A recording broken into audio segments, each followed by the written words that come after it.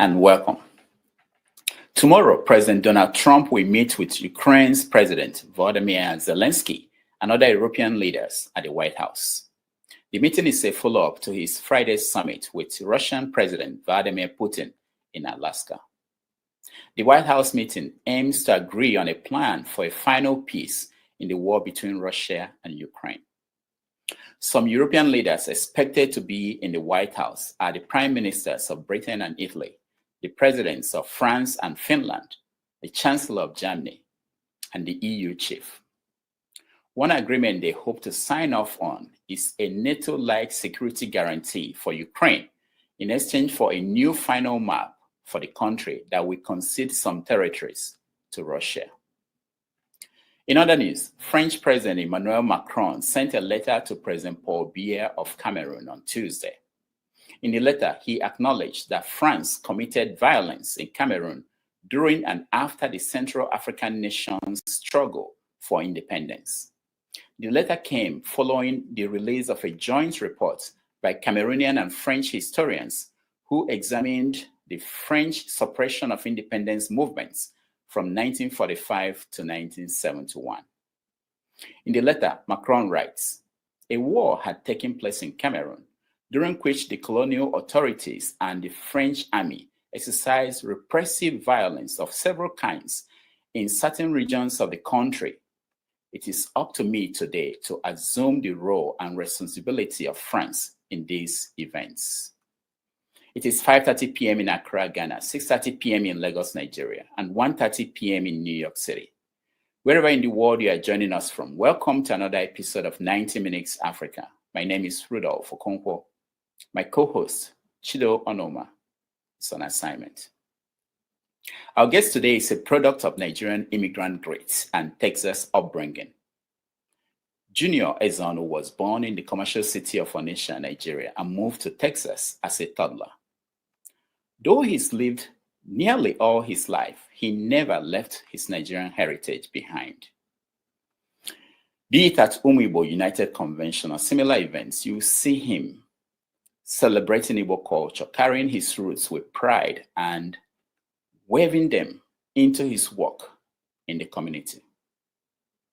The Ezeonu's move to Texas wasn't an easy one.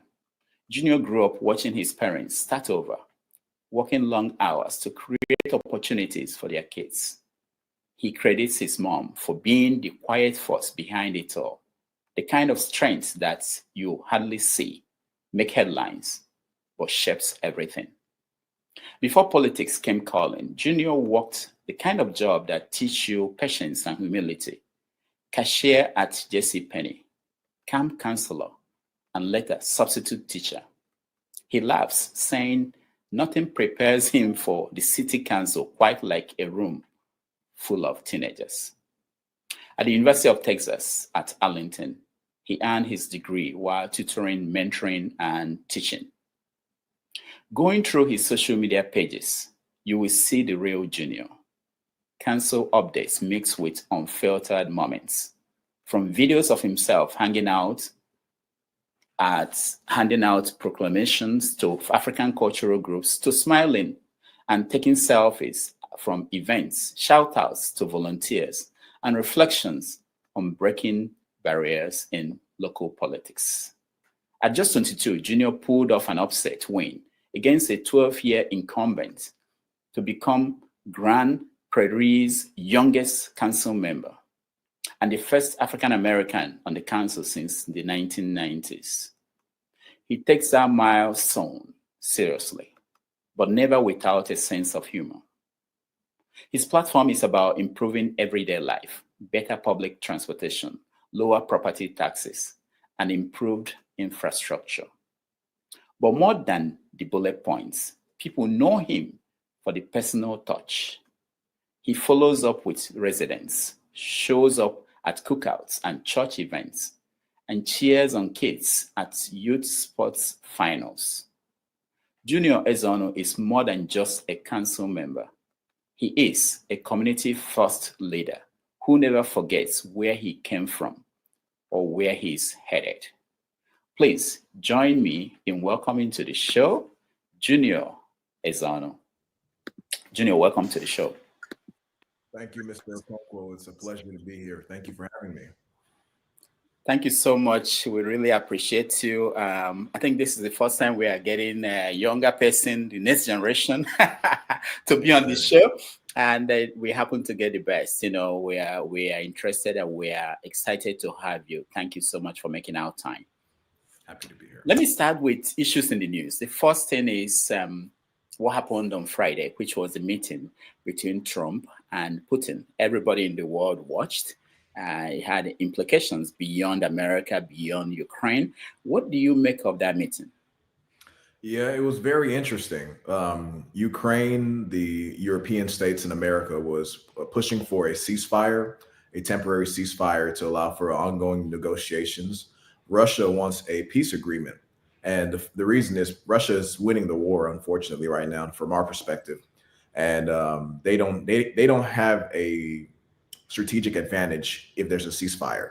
Ukraine is losing and has just a smaller number of people to fight in the war, and as well as military equipment. So a ceasefire would benefit Ukraine greatly more. So Russia doesn't want to do that. Russia wants a peace agreement, which will more than likely, if we're just being realistic, lead to Ukraine ceding a good chunk of land, probably 20% of the country's landmass, especially in the eastern regions of Ukraine, to the Russian Federation.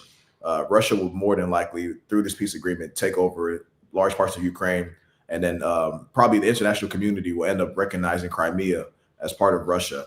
It's unfortunate for Ukraine, but unless America gets into a direct hot war with Russia, there's pretty much no way Ukraine can win this war. What does that mean for smaller countries in situations like Ukraine? You know, take for instance, if you look at the Chinese territory, you know, Taiwan, if China sees that this is what Russia got, why wouldn't they take Taiwan? It's very worrisome. And that is a big fear, that should we sign on to an agreement with Russia to allow Russia to annex the eastern regions in Ukraine, China will be like, this small island nation of Taiwan, we can go and take this back, because China still views Taiwan as part of mainland China. So it's very worrisome. But this is the issue with geopolitics. A lot of it ends up being might.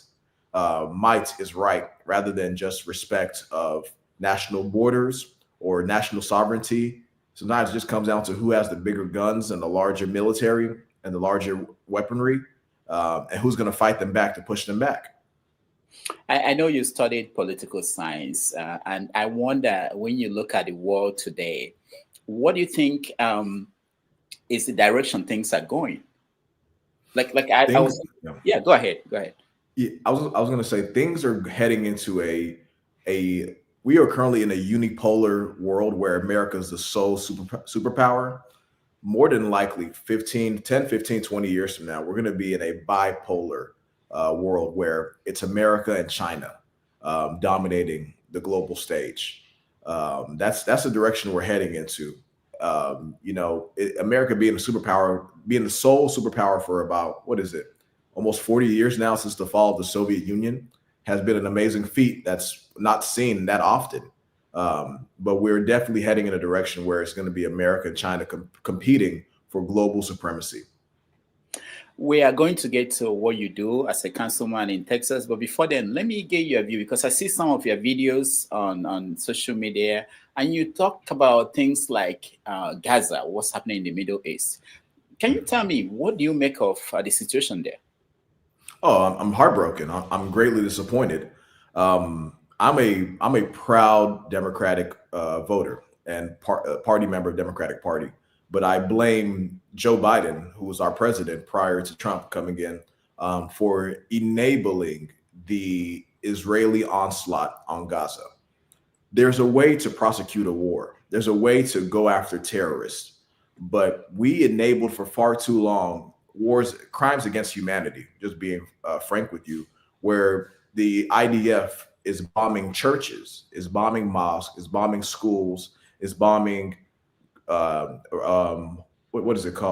hospitals, all these different civilian infrastructure that we know as Americans, if we had a terrorist in any of these places in our country, we're not going to bomb them. Rather, we're going to send in special forces to remove the terrorists or kill the terrorists.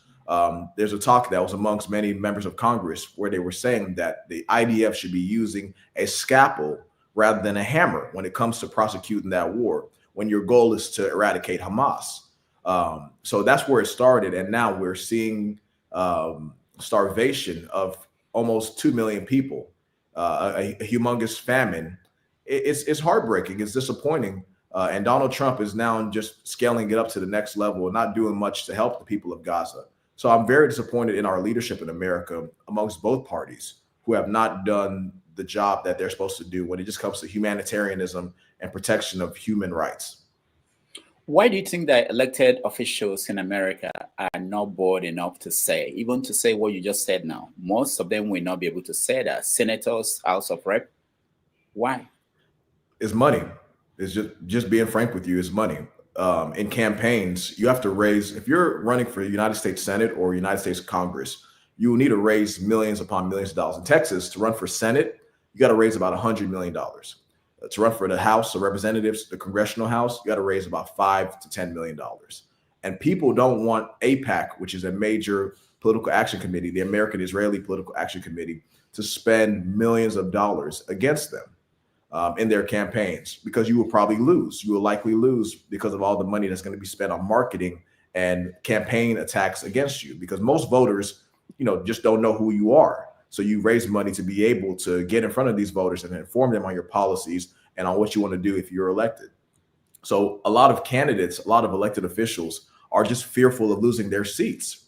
And they feel that while being in office, I can do small change to help this system rather than me being out of office and losing all the power that I once had. The way I look at it, just being very frank with you, Mr. Okonkwo, is that if I'm in a position of leadership, regardless if I'm going to lose my seat for me speaking out for what's right, I just want to be comfortable. When I go to bed, I sleep well at night. I'm a practicing Catholic. I really believe in my faith. And I believe God is putting us here to make a difference, regardless of what will happen after that difference is made. We have to speak out against what is wrong and speak out for what is right. In the news that I read at the beginning, we talked about the situation in the Cameroon. Paul Biya is a man that is in his 90s. He's been there for 43 years. He's running for re-election. But that's not the most important news to most people. It was that France, the President Macron wrote a letter to him on Tuesday, acknowledging the atrocities they committed in the country before independence, during the fight for independence. But he did not apologize. He did not talk about reparation. What did you make of that? Because all through countries in Africa, it's still an issue about the role these European countries played in what's going on in Africa today and whether they should pay for it. Yeah, I think what we're seeing with President Macron doing his outreach to the president of Cameroon, a former French colony, is France is worried, as many European countries are worried right now, Western European countries, regarding the influence of Russia and China into Africa.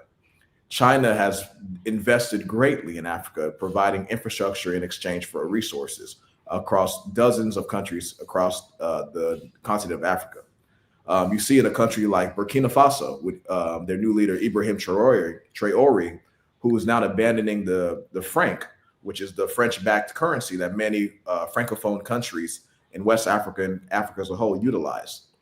So France is trying to do outreach to preserve those relationships, and as well as those financial cooperation, economic cooperatives that they have with the different nations in West Africa and Africa as a whole that are French speaking. So I think that's what we're seeing right now. And it goes back to what I talked about earlier about the bipolar world that we're currently moving in towards, where it's USA and China that are the dominant figures. If you look at it in a greater scale, it's really China, Russia that are allied, and then the USA and Europe, Western Europe, that are allied. And Western Europe and America are losing their influence across many of these formerly considered third world, now developing nations. And that's what's happening now. There's a much greater influence of Russia and China into Africa, and France is trying to hold on to what is left of their colonial influence in West Africa and Africa as a whole. All right, before we come to Texas and what you do there, let me ask you, do you follow events in Nigeria? I do. I'm not up to date on everything, but I do try to read the news and stay up to date. Are you, what do you think about the leader, the current president of Nigeria? That's a very good question. I was really excited when Peter Obi was running. I even met him in Dallas a couple of times during his campaign, and he is who I thought would be the best leader for Nigeria to transform Nigeria and move Nigeria in the right direction. I think the current leadership of Nigeria right now is still struggling when it comes to that sense of vision, when it comes to that sense of developing and following through on promises. Nigeria is a blessed country, man. It's a blessed country. We're Nigerian Americans, right? Nigerians come to America and succeed very well.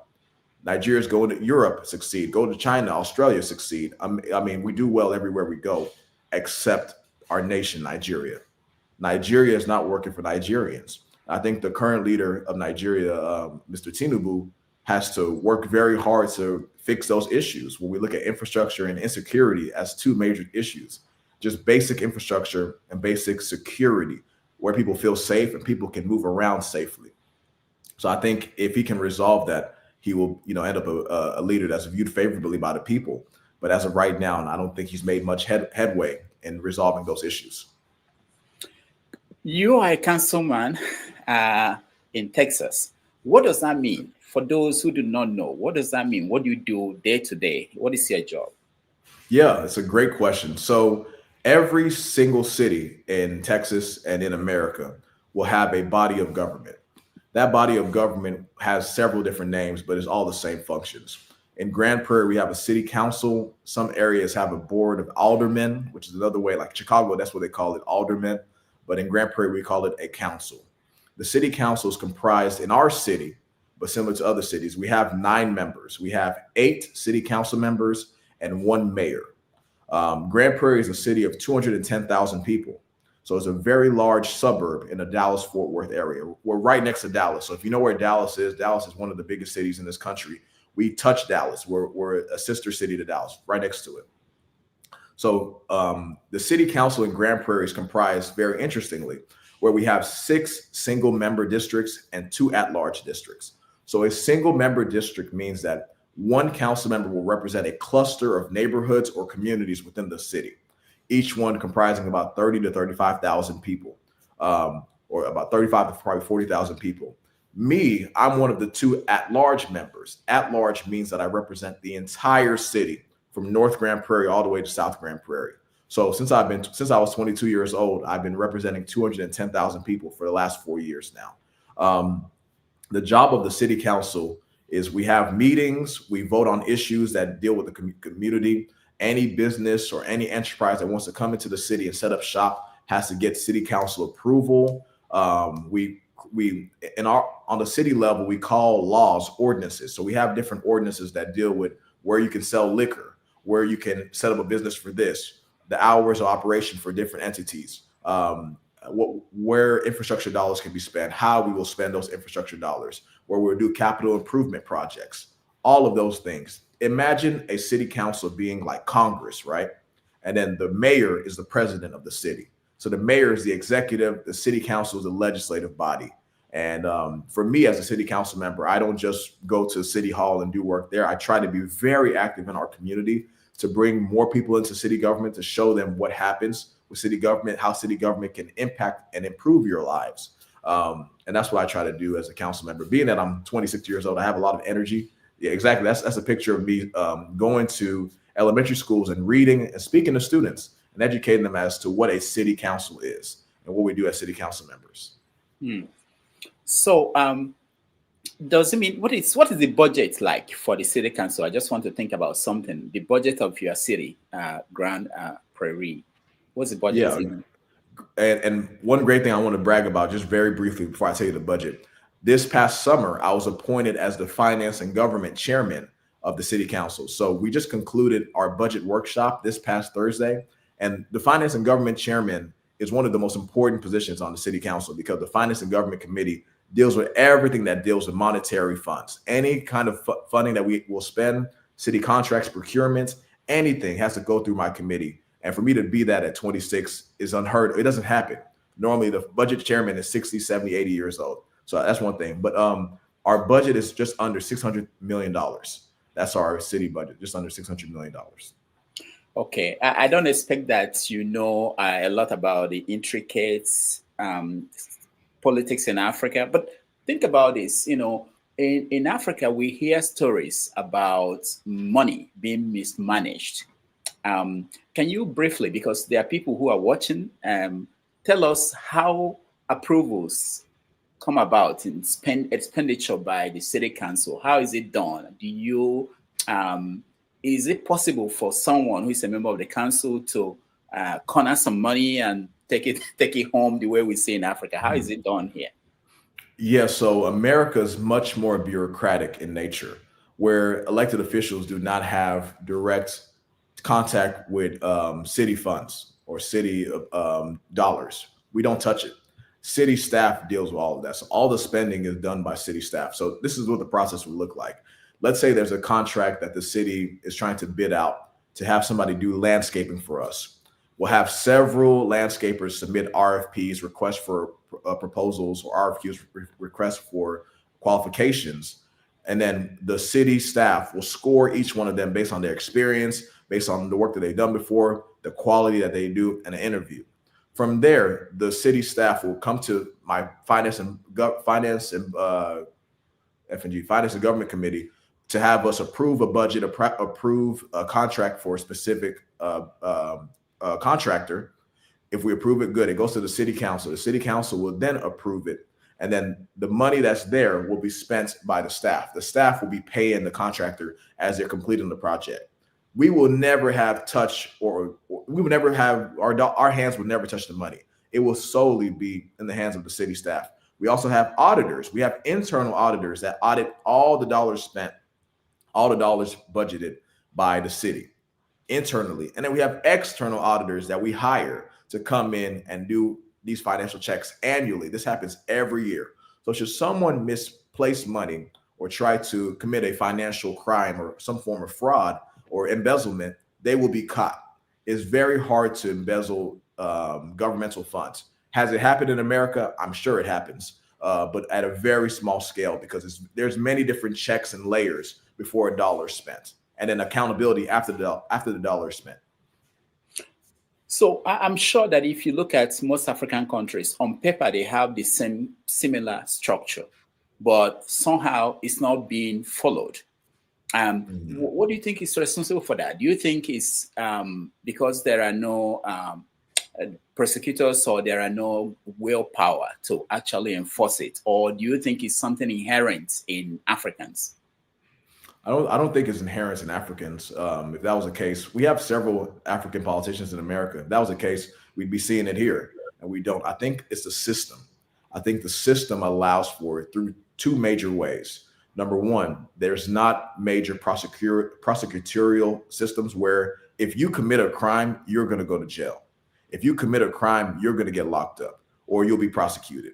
People that have power, and power is respected no matter what they do, unfortunately. The second thing is many of the people that are the bureaucrats within the system are severely underpaid. So accepting a bribe to do something wrong is more likely because of them being underpaid. They're incentivized to do that. I think that works. So when you have the lack of a structural system that prosecutes you should you commit a crime, and then you also have people that are struggling to make ends meet, you're now creating an environment where corruption will happen at a greater rate. Not saying that corruption doesn't happen in European or Western countries, but I think when you have the system of prosecution and also fair payment, it's less likely for us to see that across the board. Now, looking in general at politics in Texas, what's going on? Why are lawmakers in Texas leaving Texas, running away to other places? What's going on in the politics in Texas? Texas is the wild, wild west. I'll just tell you that. It's the wild, wild west. So President Donald Trump told Republican leadership across the country in states that are Republican controlled in their state legislature. So let me explain the different levels of American federalism. So you have the United States Congress, which is the House and Senate. They make up the Congress. They work with the president. Then each state will have a governor and a state legislature. The state legislatures of all states except for Nebraska are bicameral, meaning that they have a House and a Senate. Some states will have different names called House of Delegates, House of Assembly, but they have a House and a state Senate, state House, state Senate. Trump told the governors and the state legislators in states like Texas, Missouri, Ohio, Florida, and I think one or two other strong Republican states to redraw the congressional lines because he wanted them to be more Republican, to give Republicans a better chance to win re-election, to hold the majority in the House, in the federal House of Representatives in 2026. Texas being one of the biggest states, we have 38 members of Congress in Texas, and also we're a Republican state for the last 30 years. We voted for Republicans up and down the ticket for the last 30 years. He knew that it would be very doable to do that in Texas. So the Republicans in Texas drew maps that gave them additional 5 seats. Keep in mind, the maps that we have in Texas right now are already very unfair, very unfair. Currently, we have 25 Republicans and 13 Democrats that represent the state, when the state really should be about 23 Republicans and 15 or 16 Democrats. It should be closer, or 22-16. But it's a very gerrymandered map already. They made it even more gerrymandered. They expanded the number of Republican seats by 5 seats. So when they pass this map, they're going to have 30 Republicans and 8 Democrats for a state that votes for Democrats with 45% of the percentage of the vote. So what the Democrats did is the Democrats left the states to boycott the vote. So what that means is, for you to do business in the state legislature, you have to have 2/3 majority of members there to establish what is called a quorum. If you don't have 2/3 majority of the members there, you cannot establish a quorum. You cannot do business. You can't operate state business. So they have to wait until the members come back. Here's the problem. The members are going to come back likely by the end of this month or in the next couple of days or so, at the start of the next special session. So the vote, this thing will be passed. I keep telling people, if the Democrats don't want to pass this map, if they want to block it until 2028, what they should do is wait until the filing period for the 2026 election begins in November. The filing period opens up November 8th. If Democrats come back on November 9th, Republicans cannot pass a bill to redraw the lines that will be effective in 2026 because the filing period to run for office has already began and the lines are set in place. The Republicans could pass whatever, but it would not go on until 2028. And in the meantime, Democrats could sue the Republicans over the next 2 or 3 years to see if they could block that thing from going into place. So that's what they should do. But unfortunately, the Democrats probably will be coming back in town in the next few days. And the Republicans will end up passing this thing by the end of this month. Do you support what the governor of California is planning to do as a response to this, which is to do their own new map? Yes, I support what the governor of California is doing. Here's his problem, though. He will have a bigger roadblock than the Republicans in Texas have. California, back in about 2008 or 2009, passed a proposition that required an independent redistricting committee to draw the maps instead of the partisan Democratic state legislature. So for the last 15 years, the maps in California have been considered more fair than most maps across the country. So for them to gerrymander the maps, they have to have voter approval through a referendum election in November. They should have the votes because California is about 60% Democrat, but there are some Democrats that are very much so against gerrymandering. So there's a chance that he may struggle to even get that thing passed. My hope is that he'll pass it, but there's no guarantee because some Democratic voters may vote against it because they're principally against gerrymandering, even if it hurts their electoral chances. And that's how some Democratic voters just are. Quite interesting. So looking at your political career, which you're just starting, where do you see yourself going in years to come? You know, I love the work that I do as a council member. I was blessed to get elected at 22 years old. And my biggest goal right now has been to just bring more young people in, bring more people of color, bring more Black people, African people, everyone into politics. I want I want more diversity on all of our elected bodies, whether it's school board, it's city council, it's state senate, state rep, whatever. I want to see more diversity. I want to see younger folks get involved as well. So that's been my major priority right now, building that pipeline. I'm a naturalized citizen. I'm not a natural-born citizen, so I can't run for president. Unfortunately, I can't be president one day. But I do hope to, by the grace of God, to keep serving for the next 40, 50 years, however long God will allow me to serve, while I'm still mentally competent and able to do the job. So I'm not sure where I'll be in the next few years, but I just want to keep serving, and I'll go wherever the Lord takes me, that allows me to serve the people of this country and people of my community that have given me an opportunity to grow as a leader as well. In Africa, politicians say things like, I had a calling, somebody called me and I felt that I should go and be a governor, be a senator. What will tell you that it's time to go to the next level and do the next thing you might want to do in politics? Yeah, I think for me, I'm going to pray over it. I'm a very prayerful person. And I wouldn't be here if it wasn't for the grace of God. But at the same time, I'm very pragmatic. I'm not going to run for something I can't win. Excuse me. If I can't win it, I'm not going to run for it. So it has to be a seat that I see as a viable alternative to the work that I'm doing currently. At the same time, I have to find someone that I would feel would be a great person to succeed me in my work as a council member. I really believe in succession planning. I really believe in carrying the torch, passing the torch, to the next generation of leaders, whether it's someone that's older than me or someone that's my age or even younger. Because we need, when we bring change to a community, it has to sustain past our time. It can't just stop when you stop. You have to have someone that you're mentoring, that's following you to take over once you're done, to continue doing the good work for the community.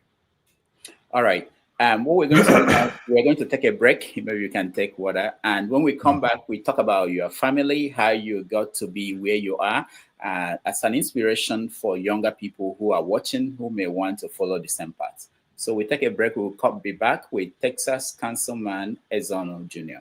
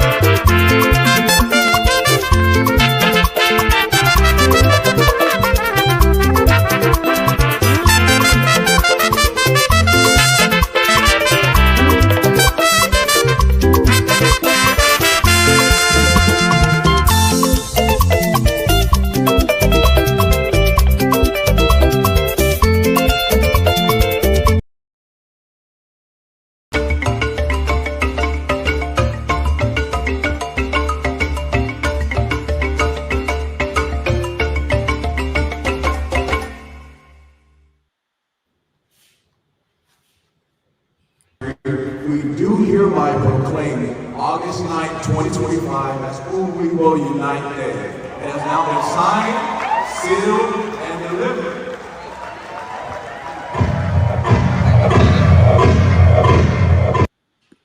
All right, welcome back, everybody. Thank you for joining us. We're having a conversation with Junior Ezeonu, who is Councilman representing at large for Grand Prairie.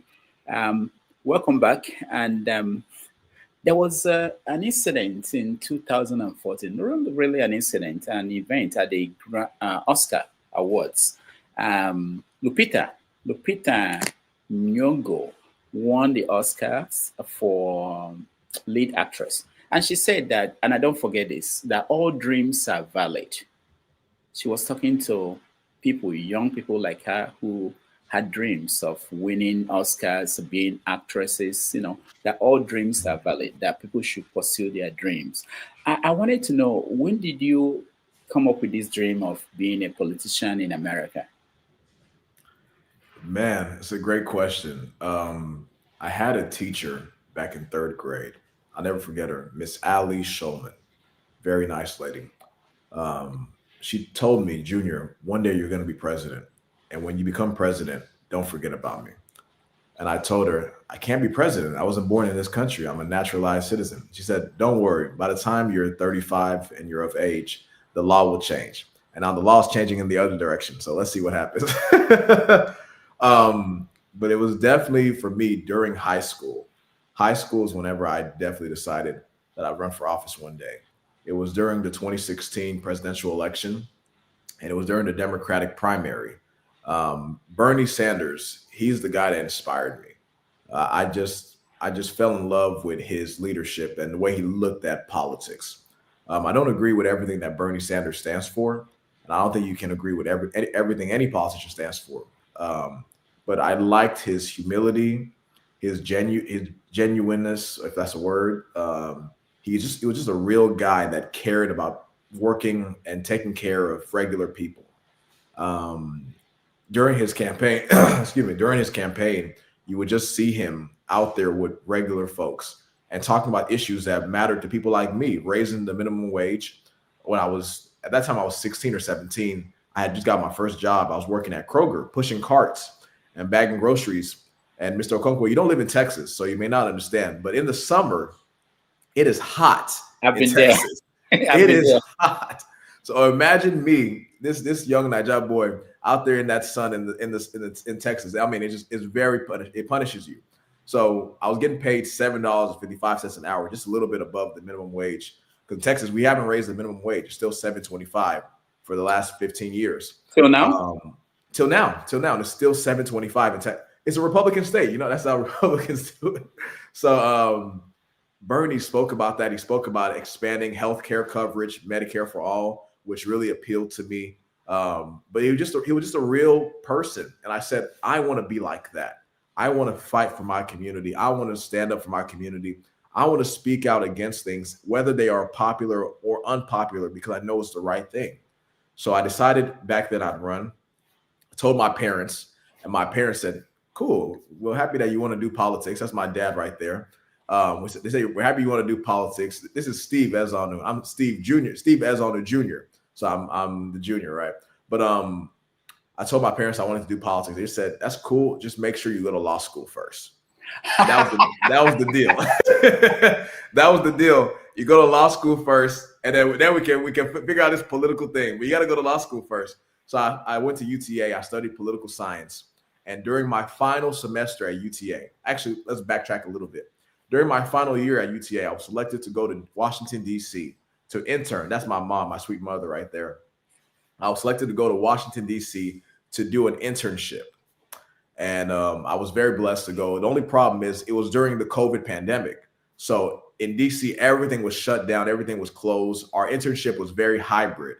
So we would be in the office sometimes. We'll be back at home on the computer sometimes. But it was still a great experience. I came back home to Grand Prairie, Dallas area, and I ran for council against a long-term incumbent. I remember telling my parents, this is what I told my parents verbatim. I told my mom and my dad, we're sitting down eating dinner. I said, if somehow by the grace of God, I win this election, I'm not going to law school. That's what I wanted to ask, whether you are still going to go back to law school. So I told them, if I win this election by the grace of God, I'm not going to law school. Because for me, I never wanted to be an attorney. I wanted to be a politician. And for me, and for the last 4 years, I've done well for myself. We don't get paid to be on city council in Grand Prairie. Many suburban cities don't pay. Yeah, we're glorified volunteers. That's how I look at it. So we all have day jobs. And my day job is a political strategist, a political consultant. So I'm very comfortable. I live a great life. And I didn't go to law school, and I saved money. So for me, law school is not on the horizon, but things may change one day. Who knows? wow. So okay, I like that. So now so you didn't have any resistance from your parents. What about all your friends and colleagues? I mean, what did they think? Yeah. So when I told my parents my plans, I also called a few of my really close friends, and I told them, and they said, we support you. We'll support you, but you're running against an incumbent, and he's been there for 12 years. Are you sure? I said, God forbid I lose. I'm going to learn so much. I'm going to grow as a young man, as a leader, and hopefully I'll inspire someone else to do the same thing in their jurisdiction or their city. And at the same time, I'm going to build my name in the community. So God forbid I lose. I have so much to gain. And that was the calculus, and my friends agreed with me. So they supported me. They even donated to my campaign. Several of them volunteered for me. So it was a blessing. What is the ethnic composition of your city? Grand Prairie is actually, funny enough, 45% Hispanic. People are surprised when they hear that, but the Dallas-Fort Worth area is heavily Hispanic. Texas is 40% Hispanic as a whole. So Grand Prairie is about 45% Hispanic. It's 25% white, 25% black, and about 5% Asian. When I was running for city council at that time, back in 2021, there was 7 white Americans on the council and 2 Hispanics, no African Americans. And now our city council has 4 African Americans, 2 Hispanics, and 3 white Americans. Wow, that's interesting. Now, for young people, children of Africans born in America or anywhere in the world who they're watching you now, what do you say to them? Because sometimes, maybe because of limitations placed on by their parents, there are some cases where kids might want to do something, their parents are pushing them in a certain direction. What do you say to them in terms of where they could go, what they could do based on your experience? This is what I tell all of them whenever I have conversations. I say, run. If you want to run, if you want to serve, run. Ask me to help you. I'd be more than happy to help you and give you advice and connect you with people that may be beneficial for your campaign. We all have a voice, and we all have a right to serve should we choose to. If you're an American citizen, you have a right to run for office. If you don't want to run, but you want to be involved, volunteer or work on a campaign or knock on doors for a candidate or make phone calls for a candidate. Just get your feet wet and learn what it is to run on a campaign. And eventually, what I try to tell a lot of them is I want you guys to, if you don't want to run for office, but you want to be behind the scenes, I want you to become a consultant, because there's so much money. Our people are focused on coming to this country to move upward in the economic ladder. There's so much money in political consulting. Keep in mind, why are these politicians raising hundreds of millions of dollars to run for Senate or to run for governor? Because they have to pay consultants that are going to help them do their mail programs, help them get door knockers, create the strategic campaign plans when it comes to the field.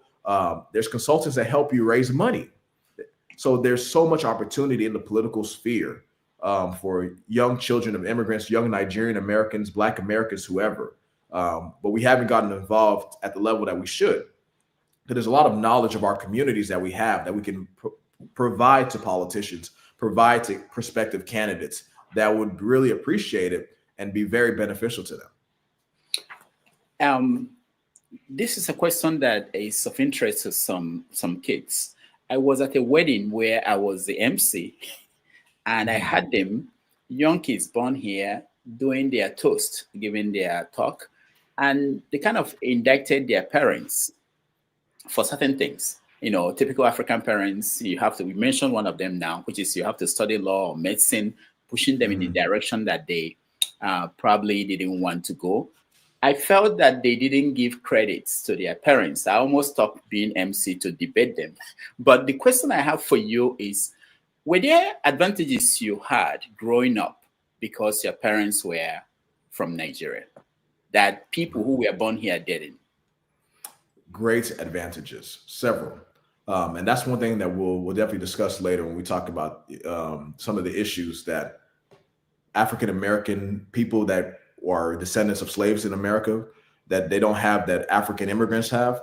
But one of the major advantages is coming from a two-parent household, which people often don't even think about. But we're very lucky and blessed. Those of us that are raised in a two-parent household, we're very, very lucky, very, very blessed with that. Another thing is our parents are very big in pushing us to go in education, get a good degree, get a good job, you'll be fine. A lot of folks that I grew up with in the inner city areas of the DFW, either they're coming from a single parent household, which just makes their life more complicated and more difficult because their mom or dad is the only person that's providing or only one that's looking after them, which is just imagine the hard work of raising several kids by yourself is very demanding. But their parent may not be able to help them with their homework. I had my mom or my dad help me with my math homework when I was in second or third grade, or their parent may not be there to take them to this or take them to this extracurricular opportunity, which is vital. But I think the direction that our parents give us is so key, and we don't give them credit. I tell my parents every time, thank you for pushing me on school. My dad especially would say this. My mom was much more nicer, but my dad would really push us on this. My dad would say, I know you want to play basketball. That's cool. But make sure you do your homework. Make sure you make all A's. Make sure you get these good grades. Because if you don't get these good grades, you're not going to play basketball. So in my brain, I love basketball. I wanted to go to the NBA when I was a kid. I love basketball. I want to play the sport. But my dad is like, no, you can play the sport. The sport is a privilege. What the priority is school. You're making those good grades. And that's why for me, throughout my entire high school and middle school, I took all AP classes. I took AP, I came into college with over a semester done of college from just my AP credits that I got from high school. So that's a major advantage that we have. And that's why I try to give our parents credit for just pushing us in the right direction for us to be financially successful when we get older, but also put us in a position where we can be successful and now provide for our kids. That's a big advantage that we have. So when I have a child or I get married and have children, my children will be in a better position than the average person in this country because of the structure that my parents built up for me, and I can now pass it on to them. Do you think you and your generation that you owe the motherland, Africa, anything? Because there are young kids we see today in America and Europe, children of Africans, saying that they don't even owe their parents anything. You know, they don't believe in, they become part of that society there where they were born, in the sense that, you know, the society will take care of you, that you don't owe anything to your parents or to the continent where your parents came from. Where do you fall on that? So this is going to be an individual decision for every individual. Everybody's going to decide how they view this. But for me, I 100% owe the motherland, owe Nigeria, owe my city, my town, my state, Nigeria, something. Because without that being where my parents are from and where I was born, I would not be Junior Ezeonu. I wouldn't be the man I am today. America is where I was raised and I was bred and I was groomed, but my roots are in Nigeria. So I've never forgotten that. That's why I'm still very active in many things. I send money back home to my family in Nigeria. And I've been doing that since I was 17 years old. Yeah. Who do you send money to? I'll send it to my grandparents, my grandma, some of my uncles and aunt, like my cousin. Like I send money back home. And I've been doing that since I was 17. I'll cut out this part and play it for my kids. No, but it's important because I think something that we have to keep in mind, we are blessed to be here, but we are no better than those that are back home. That's one thing that young Nigerian Americans or any immigrant has to keep in mind. We are beyond blessed. God blessed us and gave us an opportunity to grow up here, to live in this great country, best country in the world. But we're no better than those that are left behind at home. So whatever we can do to help them, that does not mean you have to give them money for them to go and spend it on whatever. maybe is you're creating a system. And that's one thing I love about Umwebo Unites, UIU. UIU every year, they show us what they do with the money that we give them through being a member, through the money that we pay for the conventions and everything. They go and do infrastructure projects in Nigeria, in different towns in Igbo land. They go and they build hospitals, they build schools, they put kids through school, they pay for their tuition, they give them scholarships. We owe stuff to those that are back in Nigeria as much as we owe stuff to people here. Like for me as an elected official, I'm going to take care of my constituents in America because I represent them. And this is where I grew up. But I'm never going to forget about the people back home that bear my last name and bear my culture and my cultural identity, being that's where I was born and that's where my family's from.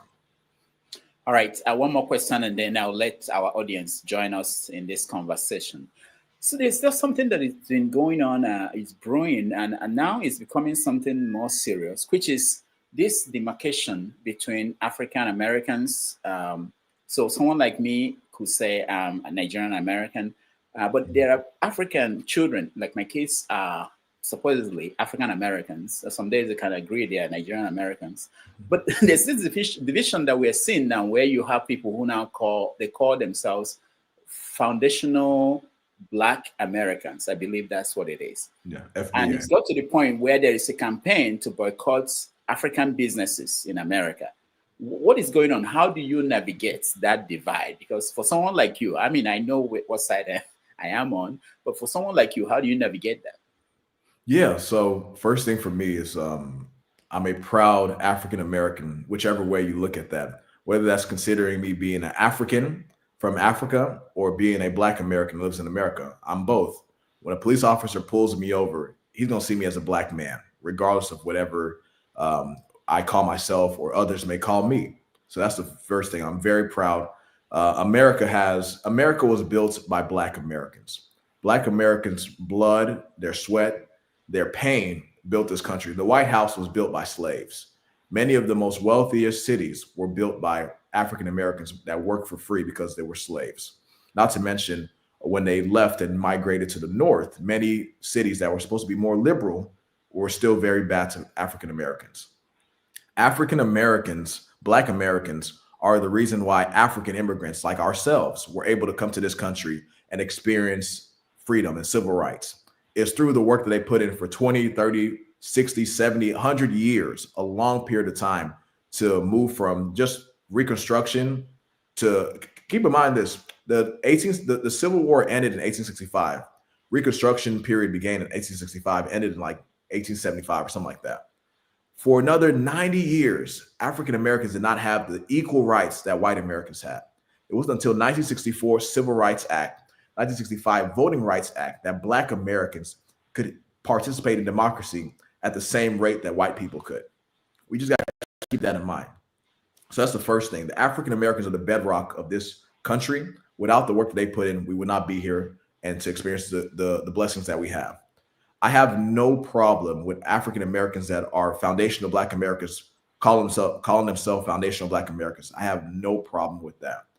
The problem that I have is when African immigrants and Black Americans that are descendants of slaves or foundational Black Americans no longer view ourselves as dealing with similar issues. We're not going to deal with all the same problems, but we will share issues because we're one community in the sense of how they check us on the census. You're either going to be Black/African American, or you're going to be white, Hispanic, Asian, or whatever other ethnicity. So we will have differing views on certain things, differing views on culture, different views on marriage, different views on certain race relations, but we will still deal with a lot of the same problems. So we have to stay unified as a community.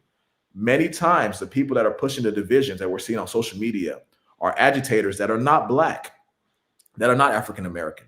They're agitators that are hoping to stir and cause a division between our communities, because divided we fall, but united we stand. So that's what I try to talk about in my community in Grand Prairie. Grand Prairie is 25% African American, and it's the African Americans that make up that 25% are going to be probably 23, 24% foundational Black Americans that can trace their ancestry to slavery, that are not immigrants. And we have great relationships. I'm them and they are me. We're all together, because whenever someone that's not Black sees us, they see us as a Black person.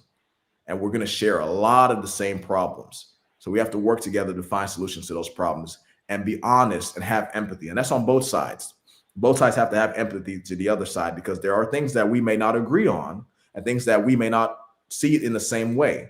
But we have to have empathy and the grace to understand that we have to work together to make our communities a better place and to move this country in the right direction. All right. Thank you so much. Let me now bring in people who are in the studio. If you want to join us, please turn on your camera. We only bring you in if your camera is on, and have an opportunity to talk to our guest. So the first person is Obolo 2028. Okay, go ahead. Yeah, Honorable Junior Abib, say you did Nigeria, we'll call you Honorable or His Excellency. Thank you. Thank for your time.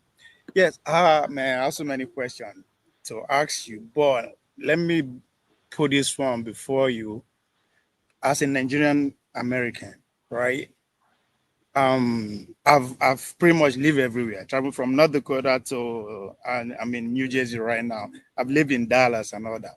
There's one thing we all the states have in common when it comes to Nigerian America is that we are not organized. We don't have a body. We are talking about the Igbo body and what they are doing, right? We don't have anything like that as Nigerians. And I think that is what other community like the Chinese community, Indian community have advantage over us, despite all our individual success, education, money, you name it, whatever, Nigerians are there. But we are not one. Based on that, we lack power. And people don't understand that. You, as a councilman, I believe your primary consequence is young people, right? You are going up there, right? As you move up in age, that primary consequence, you will lose it to other young people, right? Now, where would be your primary constituency? Imagine if we have a Nigerian as an organization. Yes, you are representing a very small city, Grand Prairie. But if we have it as a national body, it will be a body that you can actually go to bed knowing that, you know what, this so amount of numbers, people, money is there for me, regardless of what, right? So coming again from what Rudolph was talking about, your age group, thinking about if you owe Nigeria anything. But first, are you looking into that direction of building that organization here first to have influence? Because for me, the fact that we don't have any community where Nigerians have hospital where they can treat themselves, business where they can employ themselves or feed themselves, and all that, we should be consider ourselves as having a voice or powerful. So is there anything like that ever cross your attention, or if you look into that direction already to form an organization that is Nigeria and Igbo or outside you? Yeah, no, it's a really good question. So when I was first running for council back in 2021, I worked with an organization that's called NAPAC. I'm not sure if you've heard of NAPAC. It's the Nigerian-American Public Affairs Committee. And what their primary goal is to elect more Nigerian Americans across the country. They actually came together during the runoff. They supported me pretty well and raised about $5,000 for me in the span of a week to help me win my runoff election. So NAPAC has started that work. I think they need more support because the problem with the Nigerian American community is that we have humongous numbers, but we're unorganized. We don't have an organizational structure, as you're stating. Think about this. Whenever someone passes away, any family member or whatever, Nigerians immediately do what? They'll create a committee of friends, right? And they will start raising a crazy amount of money for funeral expenses, for the waykeeping, for all of that. Crazy amount of money that they'll raise for that. If we could just take even 10% of that, group it through NAPAC or another organization, and fund candidates up and down the ticket across the country, regardless of political party, because we're being nonpartisan right now. But I prefer one specific political party. And support those candidates. There's no reason why Nigerian Americans, being the largest Black immigrant ethnic group from Africa, does not have one member of Congress. Eritrea has a member of Congress, Joe Neguse. Somalia has a member of Congress, Ilhan Omar. And now Ghana has a member of Congress. I'm blanking on his name, but he's in the New England area, I think in Massachusetts. Nigerian Americans, we should have one member of Congress at the very least. What can that member do? When you're having issues with the nation of Nigeria, he's going to be a large voice because he represents the American government. He doesn't just represent his state or his constituency. He's a representative of the American government. Same way that me, I don't just represent my district in Grand Prairie. I represent the whole city. I represent a big portion of the Dallas-Fort Worth area. So my voice carries within this area, this community. That's the same thing that we need. So I will probably not be the one to found that organization, but I'm supporting NAPAC and other Nigerian American organizations that are doing the political activity on the ground to help them get elected. And we've started the work. Look, in Georgia, we have 4 Nigerian state representatives in Georgia. In Pennsylvania, we have 1. In Minnesota, we have 1 state representative over there. And then we have several council members in the Maryland DMV area. So there's progress is being made. It's just moving too slow. And I think with NAPAC, we have to scale it up. We need to bring more and more Nigerians involved because we have the capital. The problem is we don't have the organization that's scaled to the level that we need to be competitive in all these elections. And the other thing you said about my constituency, funny enough, my primary constituency in Grand Prairie, city of 210,000 people, are those over the age of 50. Young people listen to me and support me and come to my things, but they don't vote at the scale that those over 50 vote. 50 and up, that's the people that vote. And the older they get, the more they vote. 70-year-old people vote at almost a 90% clip. 80-year-old, I don't know how they're doing it, but almost 100% clip. They're voting like crazy. The lower the number is, the less they vote. The higher the number is, the more they vote at the percentage. So that's what I've done. And I know as I continue to climb the political ladder and serve in different capacities, where it's going to be a more diverse demographics that are going to support me. But I'm never going to forget, with our Nigerian Americans, we have to be organized. If we are organized, Nigerians can elect a mayor of a big city or a governor of a state one day. Why not?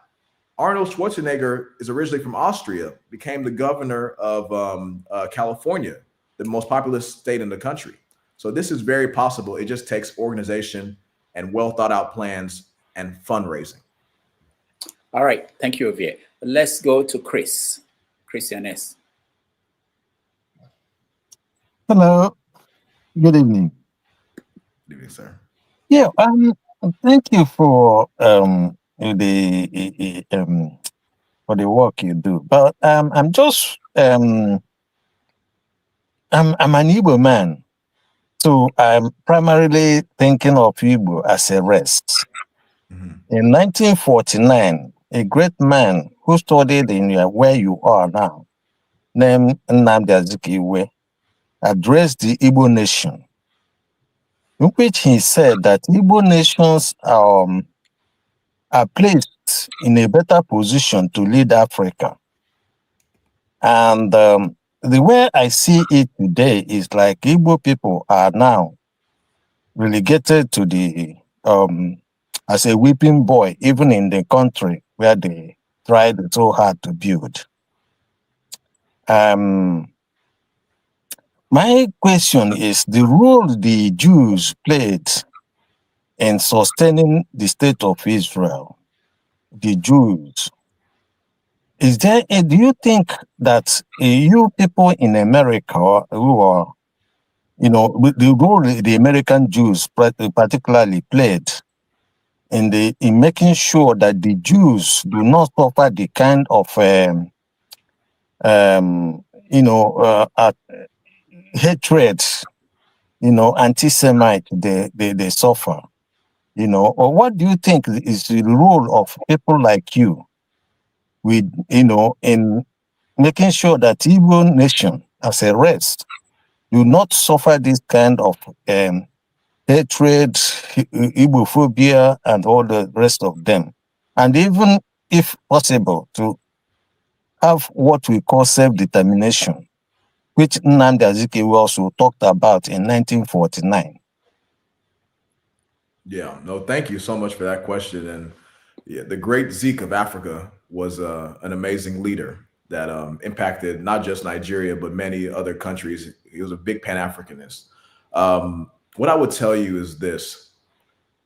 Igbo, so in America, we don't deal with a lot of Igbophobia. Igbo people are loved just like Yoruba people are loved, Edo State people. I mean, there's a lot of love out here for Nigerians of all different ethnicities in America. In Nigeria, there is major problems. Don't disagree. But I'll be real with you to tell you, this is where it's going to start. It's going to start with our leadership. You have 5 Igbo governors of the 5 predominant Igbo states, right? Anambra, Abia, Imo, Ebonyi, and Enugu, right? The governors have to start as leaders. The senators that represent the different senatorial districts in Igbo states have to lead by example, have to fight. Unfortunately, in my humble opinion, there's only one major governor that's doing great work for Igbos in Nigeria right now. That's Governor Alex Oti. I follow what he does in America. I'm watching it. I'm so impressed by it. I support him 100%. But he's the only governor that's really showing me that he's doing the work at scale. The other governor's doing some projects here and there, but he is truly in the trenches with the people. He's on the ground serving and helping make his states, Abia State, a better state. Aba, Umuahia, all these different cities, that big commercial cities in Abia State, are transforming under his watch. Before we can really ask for anything, you got to start at home first. Like, your leadership has to do something, and who can shape the leadership is the people. If the people of Imo State or Anambra State or Enugu State or whatever state, Ebonyi State, do not like what's happening, they have to either go and run or vote out or remove the people that are in office that are doing them wrong. Far too often, I think Igbos, we're blaming this figure or that figure for this misfortune when it's our own leaders that are screwing us, just to be 100% frank with you. So before we can really ask for something on the other side, and the topic of self-determination, I'll leave it over to the people that live in Nigeria to decide how they want to move on that issue. You got to start by demanding more of your leadership and then voting out the people that are making your life bad. So that's my opinion on that, Mr. Chris. All right. Thank you so much, Chris. Before we go to Femi, let me use this opportunity to announce that next Sunday on 90 Minutes Africa, we are going to have Dr. Festus Okore, who is the chairman of the World Igbo Congress. He's coming on this show to talk about, that's more like the person you should channel that question to talk about everything Igbo and the World Igbo Congress and what they are doing. So for those who are interested, tune in tomorrow, on Sunday next week for this episode of 90 Minutes Africa. All right. Femi, you're next. Hi, Junior. Hi, Femi. How you doing? My councilman. I'm proud to say I'm a resident of your the county you represents. I remember when your posters were flying around just about the end of COVID or thereabout. Mm-hmm. And I was like, wow, because I'm like, this guy is extremely young. And that's impressive. The fact that we're Nigerian. And as a matter of fact, I'm glad about the way you answered the question to Mr. Chris. And I mean no disrespect in what I'm about to say. I did not think about you as being Igbo or anything. I never think that way. My best friend is Igbo. He's Igbo. His godson his son is my godson. I'm proud to say that any day. I just wanted to I try to put this out as often as I can because that's just the way I roll. That said, my question is to, and you're the only reason why I came because I was on as you can see again, just to highlight one fact, the Nigerians are doing great things. I'm on the DevOps security stuff right now. Mixture of Nigerians, even we have some Ghanaians and Cameroonians. Nigerians are amazing people. I mean, it's just unfortunate what we have, and hopefully we can translate it into what the Indians are be able to do to their country. Now, my question again is, with what's going on with the Texas Democrats that had to flee all around and ended up in California, having to come back. What's your opinion about American democracy, the way it is and the way it's going, and what do you think can be done to salvage it? Because the way it's going, for me, it just, personal opinion, it feels like the unveiling of the truth of what democracy actually looks like and versus what we're told it is. Where do you think we're going with all this redistricting, and what do you think might become of American democracy versus what's been exported to the rest of the world? Because remember, the likes of Nigeria and co are watching. There was already impunity before now. What do you think is going to happen? Because Dr. Damages always likes to connect whatever is happening in the rest of the world with what happens in Africa, for example, or Nigeria especially. Yeah, great question. And thank you, Mr. Femi. I appreciate you and thank you for your support. Let's talk about redistricting. So in America, normally we do redistricting following the census that's done every 10 years. So redistricting is supposed to take place in 2031 following the 2030 census. What the Republicans are doing is something that is against a norm, but it's not illegal. It's against the norm and the way that we normally process things. They're doing a mid-decade redistricting game to redraw the lines to make it easier for Republicans to hold the majority in 2026 when they run for re-election. That's their goal right now. Is it wrong? It's wrong, but it's not illegal. Can they gerrymander? Yes, only if it's partisan gerrymandering. Partisan gerrymandering is legal.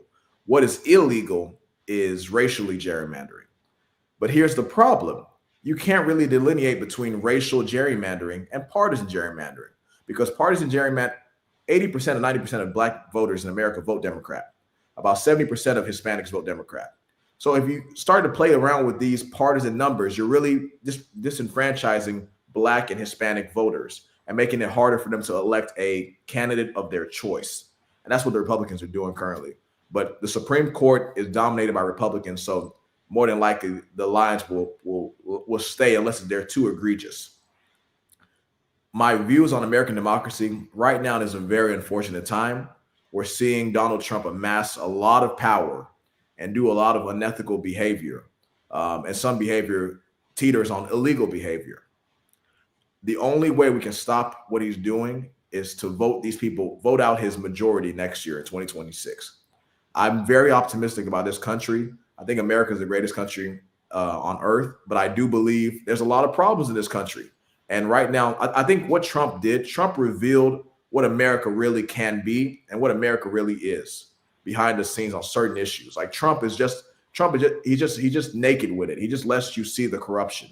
He lets you see the mismanagement of government, and that leadership is not always the most brightest people. Growing up, we're told that the people that become president or become a senator are the most intelligent masterminds in politics and understand what it takes to serve.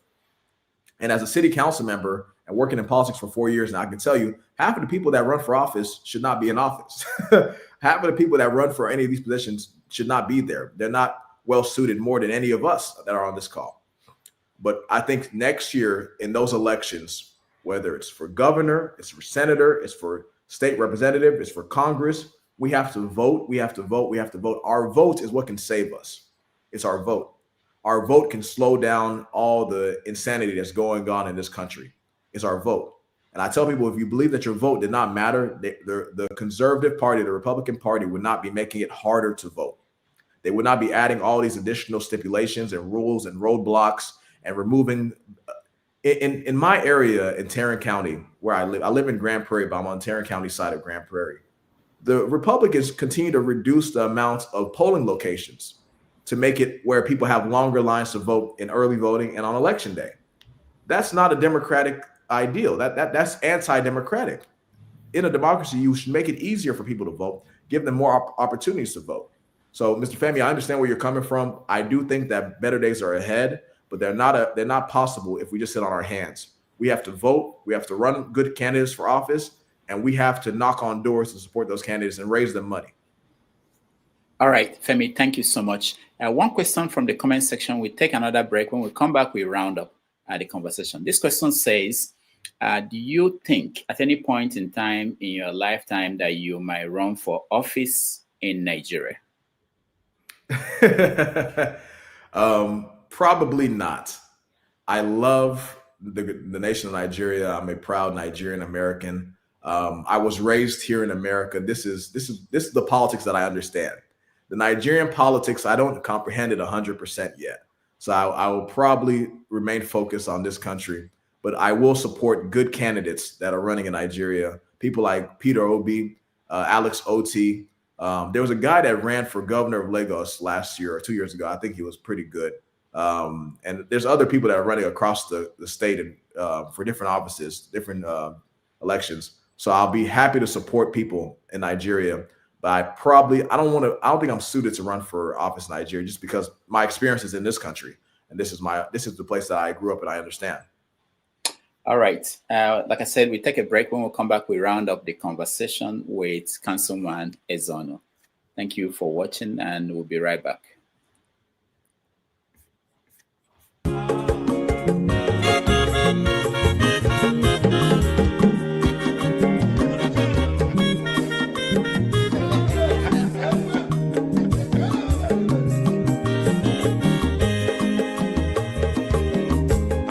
When your mazolo bio, akwa mazolo bio, Max, if you bunye go kwanu mo no fube nazo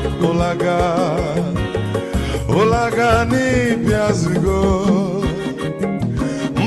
ulaga do ni piazigo, akwa wilo chiyo bikora puzuru, kona bazia.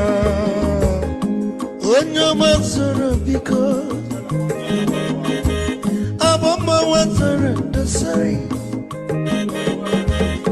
ibya unyane bana mo ulaga dori byazigo mo ulaga dori byazigo abamba wilo chira bigora buzuru ona waze Mazi welcome up Odoguna Paris Naka Onyo niga delemo Mazi ni mazi Ibu go with melody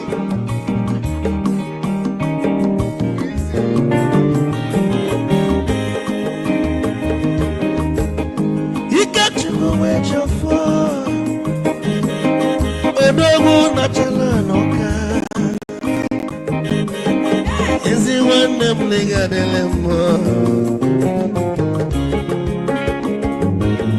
Olaga doni pesigo Ma olaga doni pesigo Amama wilo chilo Bigora muzo Anabazi Te Onyama zoro de Amama wazoro de Sorry Kwana mo fube naru Olaga doni piazugo Nazaboy Olaga doni piazugo Amama wilo chilo Biko rapuzoro Anabazi Odogu kanano bikechofo Ama kwa mnika kugodia Oligwe kwelo Ikejo mabele bege Hey, you want?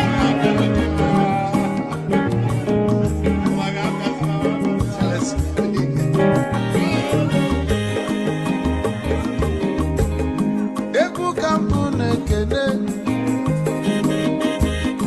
Omogo ndinso Chukwe mekalumo Chukwu negaji Esi nwanne mekene Ila polife nini neme webia Kago sili na nyina gibu nwanne wisdom megaji Kanyegi maiki kogo banya mbegu Isili maxi obu netiri egwa Malukwa malu ni mego mi fojo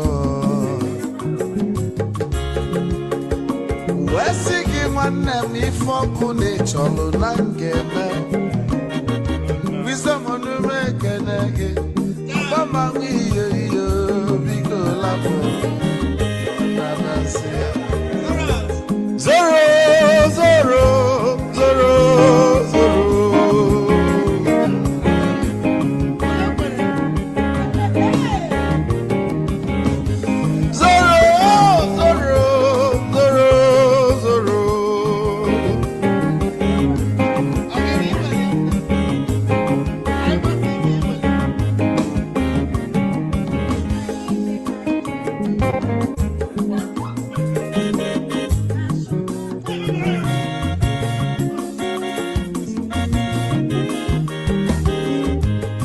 bieduru joy na bugwu Hausa Sokoto ujembe nwilo anụ solo onwe nwa n'ọfịa na-ara onye.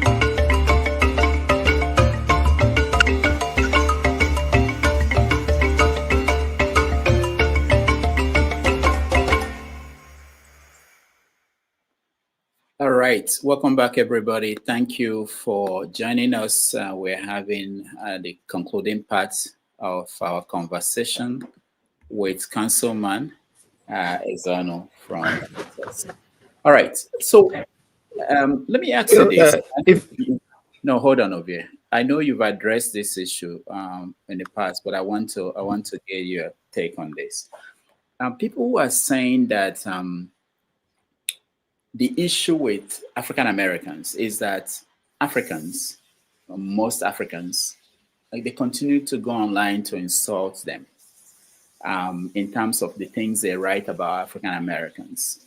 That's part of the reason why we have this increase in hostility. It sounded like the same thing as what we see in Africa, where you see people take issues with Nigerians.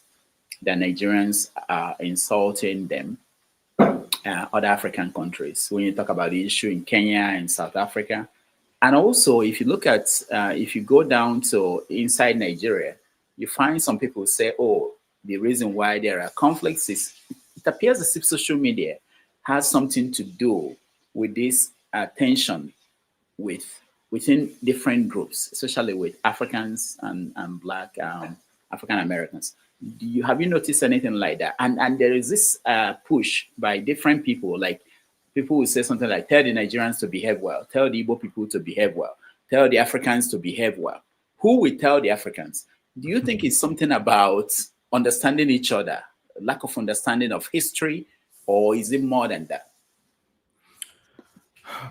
Very good question. I'm going to look at it in several different phases.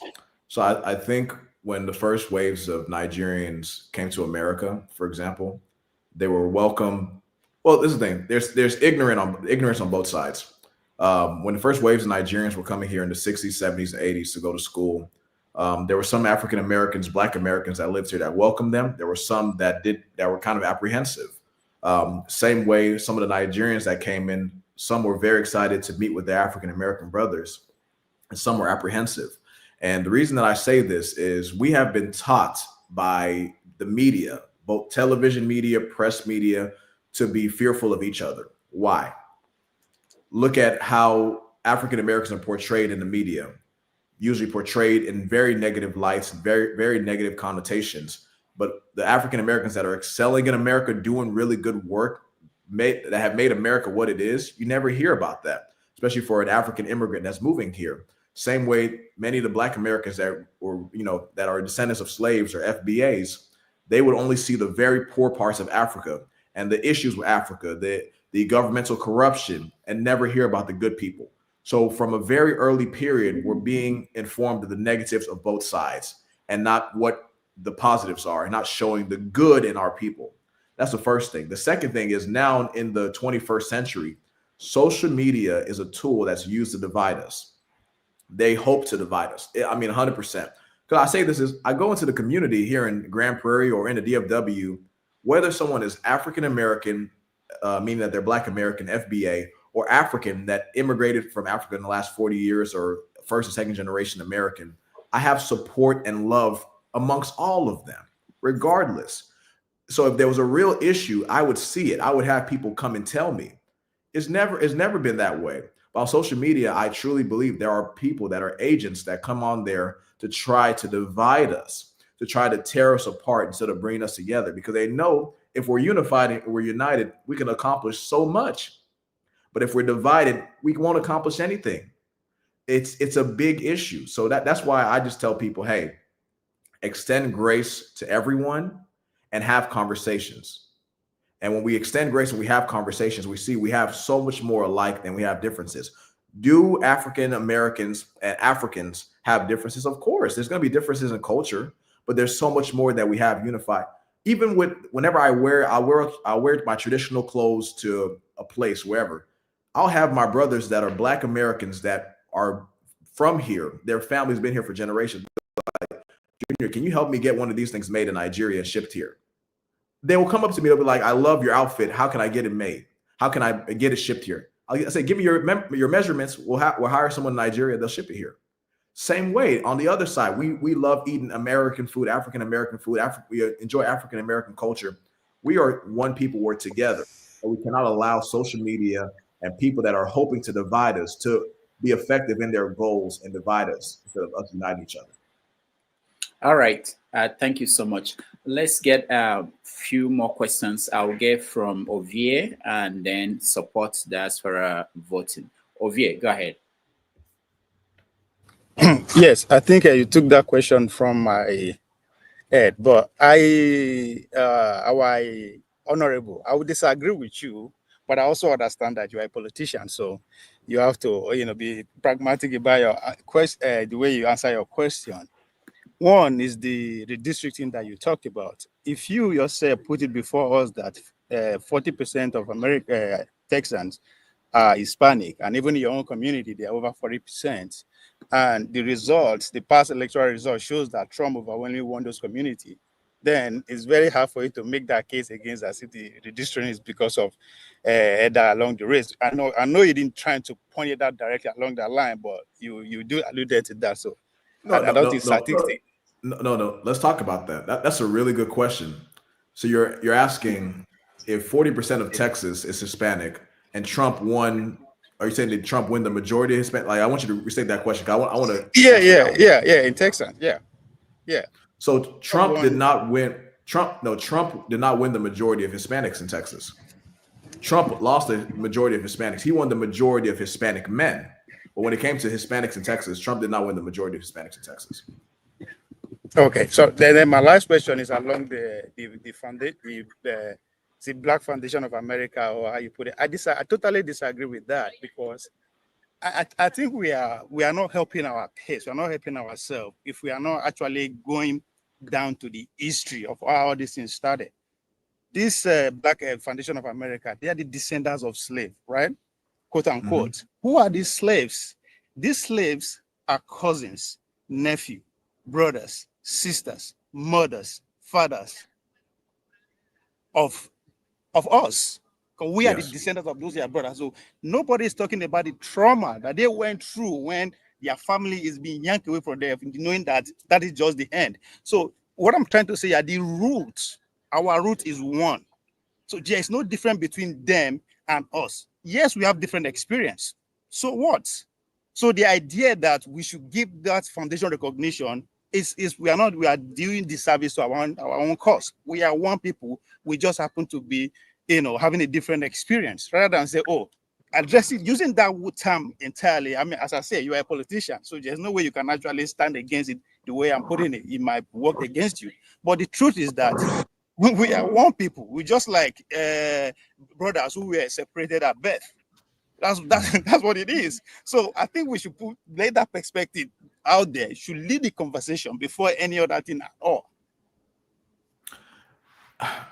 You make a good point.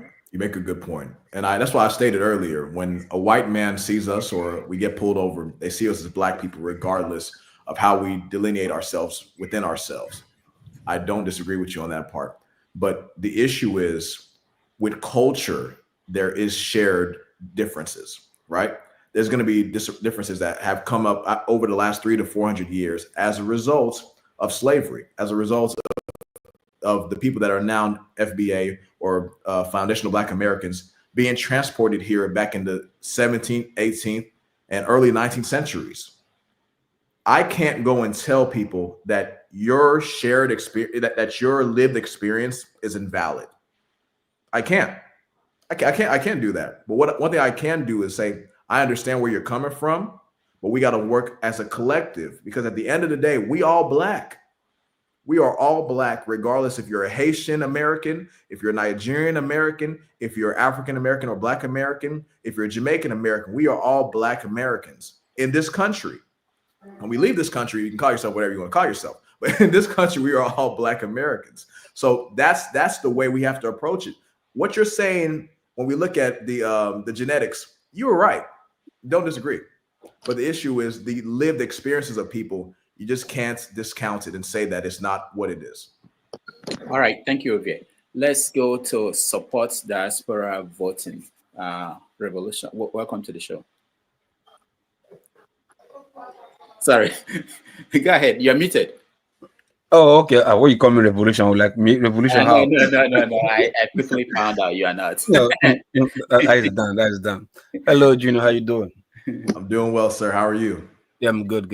I'm great. Seeing young chaps like you come into the fore. I hope you're trying to steer the direction of these new lads and new kids on in America calling themselves FBA and Black Americans. I hope you've been able to see ahead of them. Like you rightly said, we are one. Outside our race, they see us as one. They treat us the same. They don't care. And I know, like you said, it's ignorance. And I definitely want to believe that as long as this guy they call George Soros is still alive, don't be surprised he may still be one spearheading the stuff. Because they know that Africa is coming, Black race is coming, so they are doing everything they want to do to make sure we're not one. That's for sure, I know. My question to you here is this. Probably 2 or 3 or thereabout, but I'll start with this one. When it comes to African politics, you understand, and the way African leaders are treating the citizens, do you believe or don't you feel that the American involvement, you understand, to make America where it is and make Africa where it is today solely depends on how America wants Africa to be like? That's why we're where we are today. Because I would say, judging by probably since I don't know how old are you in politics, but let me go back to this the last election, not this one, the previous one that brought in Muhammadu Buhari. Yeah, while he was contesting with Goodluck Jonathan, we saw John Kerry flowing in and out of Nigeria or Abuja all the time, holding meeting with Buhari, thinking that probably maybe America has good interest of Nigerians' interest. But we now discover that after Buhari entered, Buhari was even worse, terrible than the rest. So is it what America really wants Nigerian to be like being involved in Africans election, presidency? They make sure that we're always like this, why America is, like you said, the greatest country in America, not wanting Africa to also be the greatest continent in the world. You understand? Don't you think that's what America stands for? Instead of trying to pretend like that the greatest, meanwhile behind they know what they do to keep Africa where they are. Yeah, so I think you bring up a good point. This is what I would tell you, because I've been in politics for 4 years. I'm not as experienced as you probably are compared to me, but I'm learning, and I'm learning quickly. This is what I would say. America has interests, and throughout human history, throughout the last 70 years, America's went and removed people from power, has led to assassinations of leaders in West Africa, in Africa, and across the country, in South America, in other countries in Asia. America has done a lot of bad stuff, 100%. I can't come and tell you that America did not try to push for Buhari to get in there, hoping that Buhari would align more with their interests than Goodluck Jonathan. I don't know. But I do know that America, just like France, just like the Western European countries, just like China and Russia, all move chips on the table to benefit themselves in these different countries. All of these dominant powers play geopolitics because they're trying to put people in power. It's like what happened with Syria. Syria is a great example. They removed Bashar al-Assad and put in a new leader of Syria who's a former member of Al-Qaeda. He's a former member of Al-Qaeda, but he aligns with the West and does what the West wants him to do. So they're comfortable with him. Same thing with the former Shah of Iran. The Shah of Iran was a Western puppet. So I don't disagree with you. It was an American puppet, actually. I don't disagree with you that America plays those games. I can't speak to the one that's happening in Nigeria in particular because I haven't done enough research to assess that. But I don't disagree that America does put certain people in power that benefit the nation of America at the expense of that specific country. Great example is Venezuela. America is trying to remove whatever his name, the guy that's there right now, and put in a new guy that would give them oil for cheap. Yeah, and this was happening over the last 10 years. So what you're saying ain't wrong. You're not wrong. Even Libya. Yeah. Oh no. Libya is the greatest example. That's exactly what happened in Libya. You're 100% right. Don't disagree. That's why I would tell everybody Obama has never been the greatest president in America. He was the worst president according to Black race as I am. So that's for me anyway. I wouldn't agree that Obama was the worst. I think Obama was a good president, but I think Obama did make several mistakes. And we'll have to have a more robust conversations to speak about that. But I think Obama was a good president. Oh, all right. No, Thank you. Thanks for coming. Support the diaspora voting. Let's go to Kene, and that will be the last. Kene, welcome to the show. Thank you, Dr. Damages. And Junior, thank you, man. You don't start again, though. Speak English. He's not your brother. You see, I'm everybody's brother. Stop that. Now you can see my beef. You see my beef. So I have one question, and the second one isn't actually a question, just a comment, or maybe a correction, right? My first question is, going by what we experience in Nigeria, especially the Igbos resident in Lagos State, that whenever it is time for election, some tribal bigots in Lagos State will remind them to go back to their state or go back to their region to vote, that Lagos belongs to the Yorubas. You as a Igbo American, have you ever had such an experience where maybe the Hispanics or the white Americans or the black Americans will walk up to you and say, hey, you know what? This country is ours. Go back to your country and participate in an election. Have you ever had such an experience? Just a question. Yeah, so for me, when I first ran for city council in 2021, I had many white Americans. So let me break down Grand Prairie to make this make a little bit sense. Back in 2021, when I was running, there was 7 white Americans on the city council, 2 Hispanics. Grand Prairie is a city that was 25% African-American, but had not elected African-American since the 1990s. So while I was running, I dealt with, first time in my life, real racism in my face, like in my face racism. I had voters tell me to go back to Africa. I had like very conservative, very extreme, like extremist conservative voters tell me to go back to Africa, that my last name, they can't pronounce it, so they don't want to vote for someone with a last name like that. It's crazy. They told me I was going to defund the police, that Grand Prairie would be full of drugs if someone like me got elected, that crime would go through the roof if I got elected, that I had no place to play in this politics. I had a voter, had a lady. I knocked on her door and I was talking to her and she said, Junior, thank you for coming, but I can't vote for you. I said, no problem. She said, I can't vote for you. And it's not because you're black. Oh, she told me this. I said, okay. She said, Junior, I have black friends. It's not because you're black. I told her, ma'am, I never brought up me being black. I don't know where me being black came into this conversation. But she said, I can't vote for you. And it's not because you're black. It's because I can't vote for someone that looks like somebody like you. I was so surprised by that statement. And then to make it worse, I had another lady come up to me at the polling station where I'm holding my sign, the signs that I have up here, vote for Junior or whatever. She told me, we don't need that shit here in Grand Prairie. We're fine. She walked up to me. She said, we don't need that shit here in Grand Prairie. We're fine. And then she went on to post a picture of me on social media saying that I was going to destroy the city. And on the election day of the runoff, I had a voter come up to my volunteers. Thank God I wasn't there. Came up to my volunteers and told my volunteers, if Junior, to let Junior know that if he F's up, he said the F word, if he F's up, I will permanently cancel him. And then he took his finger and did this across his neck while he was saying this. And this guy had, real privilege in what he was saying, that he went on social media and made a post saying this. So what I did is I grabbed this great tool, I screenshotted it, I sent it to the police chief, and they went and paid him a visit that same day after the election. This happened in a country where you have a working system where the police can actually arrest someone for threatening another. Unfortunately, we don't have such in Nigeria. And just bear in mind that even in America, we have tribal, we have bigot, racist, right? And we have mentally, deficient people. Now, the second one isn't a question, just maybe a correction, right? In your previous statement, you alluded that that the Africans in America should be appreciative, maybe not necessarily word to word, but you say something like that, appreciative of the effort of Black Americans, that it was because of maybe their sacrifice that Africans were able to come to America. And I disagree with that. I disagree because Black Americans, just as my brother here, Ovie, stated, They did not participate in my effort to come into America.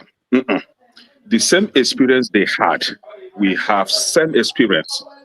They were our brothers. They were kidnapped. We did not sell our brothers. We never sold them to anybody. They were kidnapped and they were lied to. Their descendants were lied to that they were sold. No, there was no money there.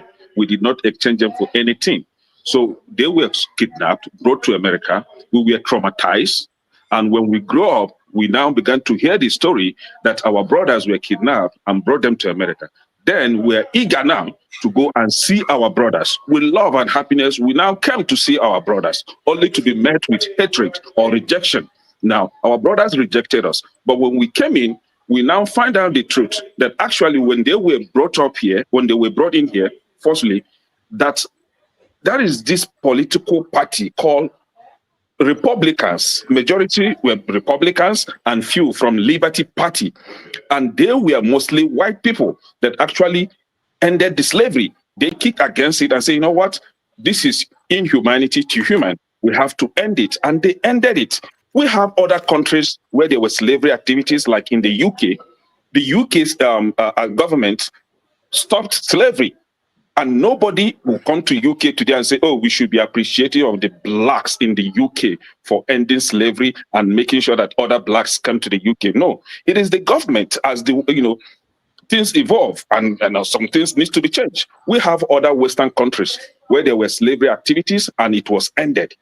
And nobody should be eulogized for ending it, right? Or making way for other blacks. So they should first and foremost know that they are our brothers.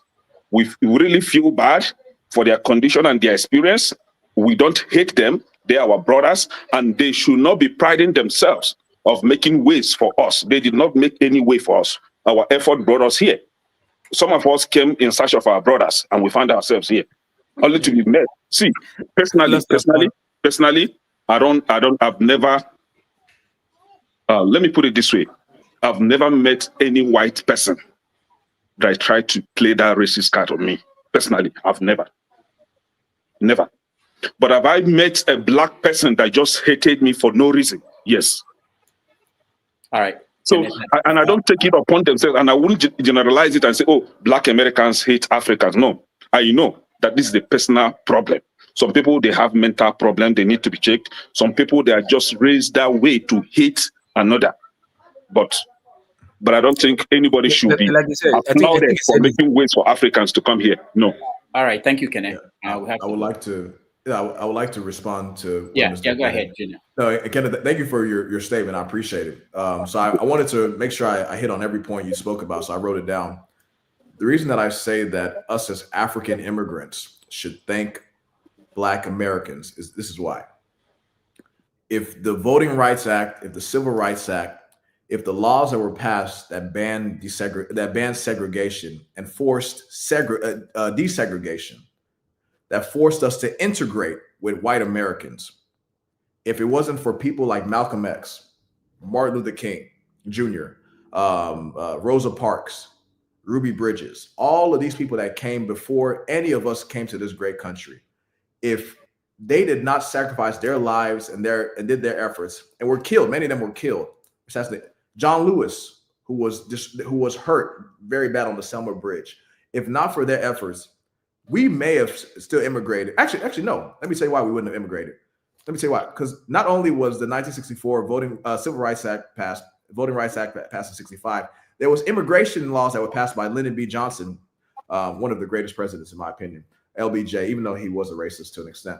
LBJ passed immigration laws that opened up immigration to Africans. Because initially, the immigration cap was very low on people that came from Africa and Asia. It was wide open for those that came from Western Europe. But for those that came from Africa and Asia, it was very limited. If not for those laws that were passed, because of the pushing of Pan-Africanists and leaders in this country that were Black Americans, my brother, we may have come, but it would have been a very few amount of us, and we would have really dealt with racism. You and I have not dealt with the racism that they dealt with 70, 80 years ago. You and I, when we got here, No, but that's what I'm saying. It's through their efforts. So you don't have to thank them. You don't have to thank them. I will thank them, because if not for their efforts, my brother, I would not be a city council member. I wouldn't have went to a good public education, good public school, and gotten a good degree and be able to do the work that I'm doing right now. It wouldn't be possible. It wouldn't be feasible. So you don't have to thank them, but I will thank them. I'd ask you to just give them their credit, because if not for them fighting in this country, none of us could be where we are. Second thing about Africans not selling slaves. There were several slaves that were kidnapped. I don't disagree. But there is historical evidence that different African ethnic groups across the coast of West Africa and then parts of Central Africa that are along the western coast of Africa were selling slaves into slavery. And it wasn't their brothers necessarily. It may be people that were prisoners of war from different battles amongst different tribes and different kingdom groups, right? It's not only their brothers, it's people that were prisoners of war that were to them worthless human beings that they did not mind to exchange for weaponry, which were like guns, rifles, different things back in the day, or even cooking materials for things like food, gold and other mineral resources. People were sold into slavery, maybe not 100%, but people were sold into slavery. And the final thing is dealing with how the Republican Party, like I've seen some comments about this, Republican Party did end slavery, 100% correct. Abraham Lincoln was a Republican, and the Republicans up until probably I'll tell you what happened. In 1960, during the election between John F. Kennedy and Richard Nixon, Martin Luther King Jr. was actually a Republican that supported Nixon, but he was in jail. And Loretta Scott King, his wife, called Nixon and said, "Nixon, please get Martin Luther King out of jail. He's in jail right now. He's been arrested again for protesting." And Nixon said he can't do nothing about that right now. So then Loretta called John F. Kennedy, but RFK, his brother, picked up, Robert F. Kennedy picked up the phone. And she said, "Can you get my husband out of jail?" And RFK said, "Let me see what I can do." He called JFK. RFK pushed JFK to get MLK out of jail. JFK made the call to the jail, got good Lord. John F. Kennedy called the jail, got Martin Luther King Jr. out of prison. And as a result, MLK endorsed John F. Kennedy. And from that year on, Black voters started voting Democratic because the Democratic Party helped get Martin Luther King Jr. out of jail. As a result, the 1964 election happened. LBJ, Lyndon B. Johnson, passed the Civil Rights Act, subsequently passed the Voting Rights Act in 65. And the Republicans in 1964 ran someone named Barry Goldwater, who was a senator from Arizona, very racist guy, who said segregation today, segregation yesterday, and segregation tomorrow. He said segregation forever. I don't want to ever have Black people and white people go to the same schools, drink from the same water fountains. And that's when we saw the Republicans in subsequent elections run something that was called the Southern Strategy. 1968, Richard Nixon ran the Southern Strategy, which was appealing to white conservative voters in the South and telling them, leave the Democratic Party. They don't care about you anymore. They only care about the Blacks. And they will call us the N-words back then, back in the 60s and early 70s. And as a result, all the Southern states like Texas, Alabama, Mississippi, Georgia, South Carolina, North Carolina, that were once Democratic, strong Democratic states, started voting Republican because the Republican Party was appealing to the conservative racists in those states. So basically, the Blacks were played by the Democrats, because if not for the Republicans, the Blacks maybe would still be slaves today. But the Republicans freed them, and then the same Democrats went behind and started kind of lowering them to them, pretending to be nice that Republicans that actually freed them. Kenneth, thank you. I'll tell you. And then, Mr. Okongwu, 1 second. Kenneth, this is what I'll tell you. Political parties change every year, every day. They realign all the time. The Republicans in the 1860s were called the Radical Republicans. Why were they called the Radical Republicans? Because they were liberals. Who were the conservatives in the 1860s? Excuse me. It was the Democrats that were the conservatives. In the 1960s, who became the liberals? The Democratic Party. The Republican Party became the conservative party. And this is why in 2025, we're seeing the same things. Who is the conservative party? Who is the party that's anti-immigration?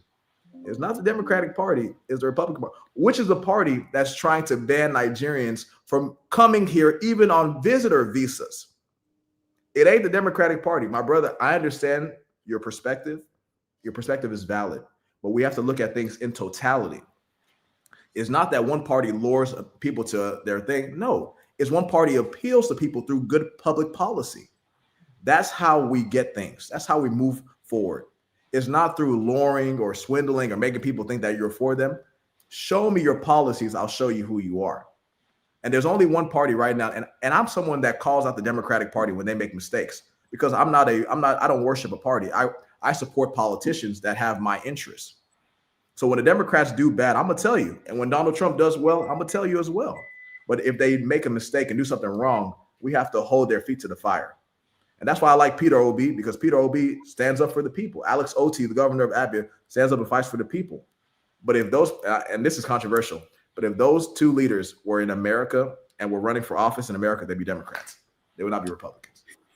All right. Thank you, Junior. Let me follow up before forefathers. When was the last time Trump did something very good? You said you would tell us. Something that Trump did that I actually liked was he passed the First Step Act during his first term as president. It's pretty symbolic, but it's still something that no one else had done at that time. So I appreciated that.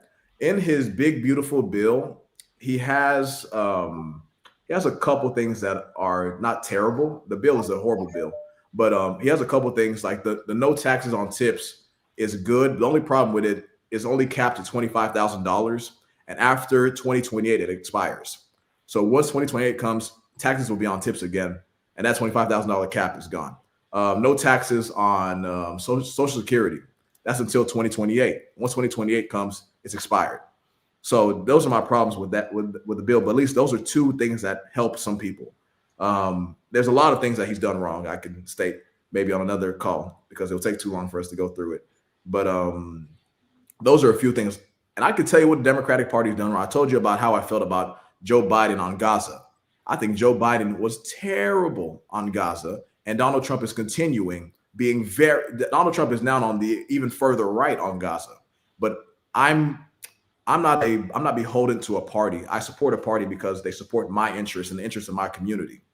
But at the same time, I'm going to call them out when they make mistakes. When Barack Obama made mistakes, I called him out too. I think Barack Obama did not do enough within those first 2 years as him being president, when he had 60 Democrats in the Senate and 260 in the House of Representatives. We should have passed more than just the Affordable Care Act and the bailouts for the auto industry and for Wall Street. We should have done a lot more because we had the votes for it. And that's the thing about power. Power is limited, and you have a limited amount of time to exercise it and utilize it. While you have that power, do as much good as you can, because you will never have that same opportunity in the future. That's what I try to do as a city council member. This is temporary. I'm not going to be in politics forever. I would love to be in politics forever, but I can't. But while I'm here, I got to spend as much time as I can to make the lives of my constituents better. Because eventually I'm going to be gone and someone else will take my seat and someone else will serve, and hopefully they'll serve better than me. But while I'm here, I want to do as much good as I can. Wow, thank you so much. And one final question from Forefathers. Forefathers, you take it up. Thank you for having me, Dr. Rudolph, and greetings to all the panelists, the chat, and the viewers, and special greetings to he calling himself Junior. I don't know what your title is Ezeonu. I really appreciate you coming in, and I must say I have to acknowledge your in-depth knowledge of what has happened in America. It's not very often you see Nigerians bothering to know about the history of what has happened there. My question is regarding, I will touch on the issue of Africans leveraging the presence of Africans in America technically. Are there paths to doing that? Because when I watch African leaders go to the UN every year, they don't seem to have any connection to almost 50 million Black people in that country. They don't meet them, they don't discuss anything, and they go back home, and you know the results we have on the ground in Africa. So are there paths to ensuring that these there is connection between both sides that can leverage the advantage both sides have, because I believe that African Americans have a lot to gain from leveraging Africa. The same thing Africans have to gain from leveraging America. So I just wanted you to touch on that to see, okay, are there paths to doing this? And if you can touch on that, because right now when I look at the American space, there is no direction.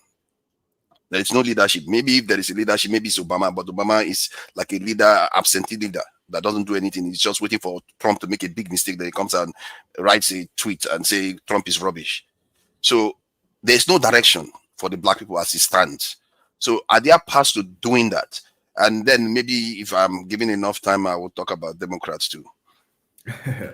No, definitely. Good question. I think you made a good point. There's a vacuum when it comes to Black leadership in America, or like a centralized leader that can connect us with our people here in America, but also the African subcontinent, the African continent as a whole. The UN will bring out African leaders. They'll speak, they'll attend a few receptions, they'll have conversations, but it's not enough. There's something that we have every year that could be a catalyst to helping us, one, expand the conversations, but actually have tools to where we connect with the African continent and African Americans in this country. And it's called the Congressional Black Caucus Annual Legislative Conference. Every year, this conference takes place in Washington, D.C.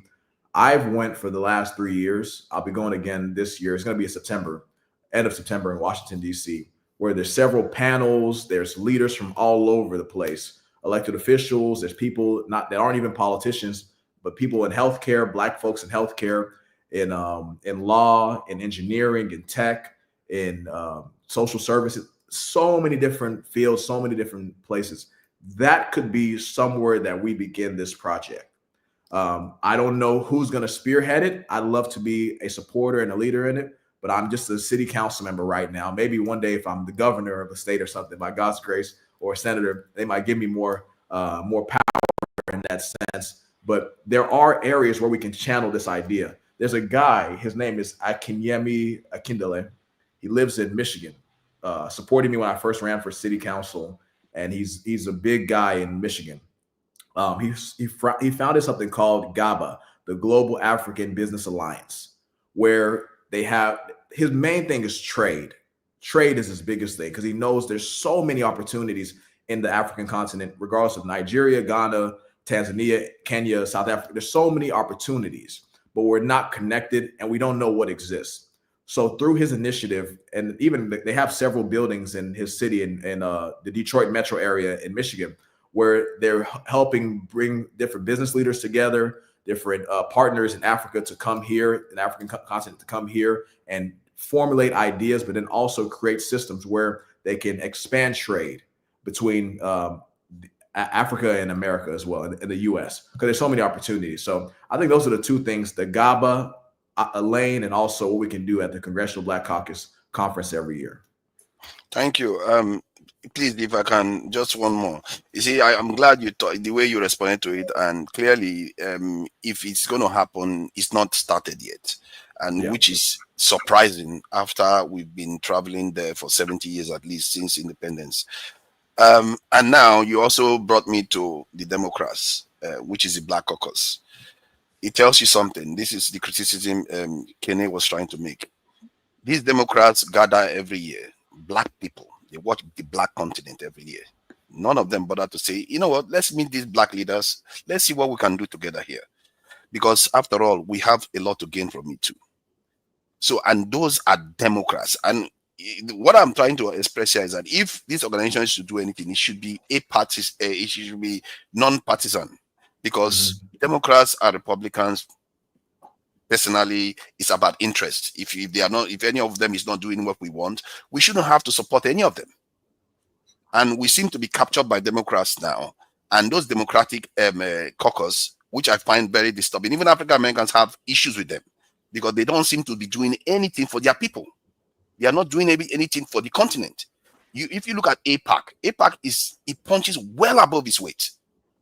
Well above its weight. And we have 50 million in that country and 1.3 billion on the continent.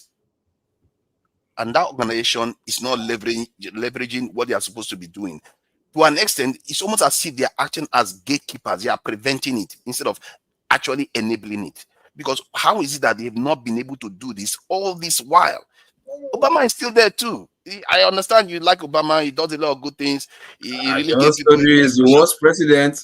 No, I'm not gonna call him the worst president. You know, Obama opened a psychological gate in the minds of a lot of people around the world that believe that for once they saw a black man being able to control the most powerful country in the world. That's a big thing. He accomplished that. However, everything else that's happened since then, we've just been standing still. It's almost as if we've been hypnotized. And that brings me to the question: do we need to start changing our strategy from the point of view of not looking at Democrats as our home, but as a place where we gain our own interest? Because right now, supporting Democrats is not doing that for us.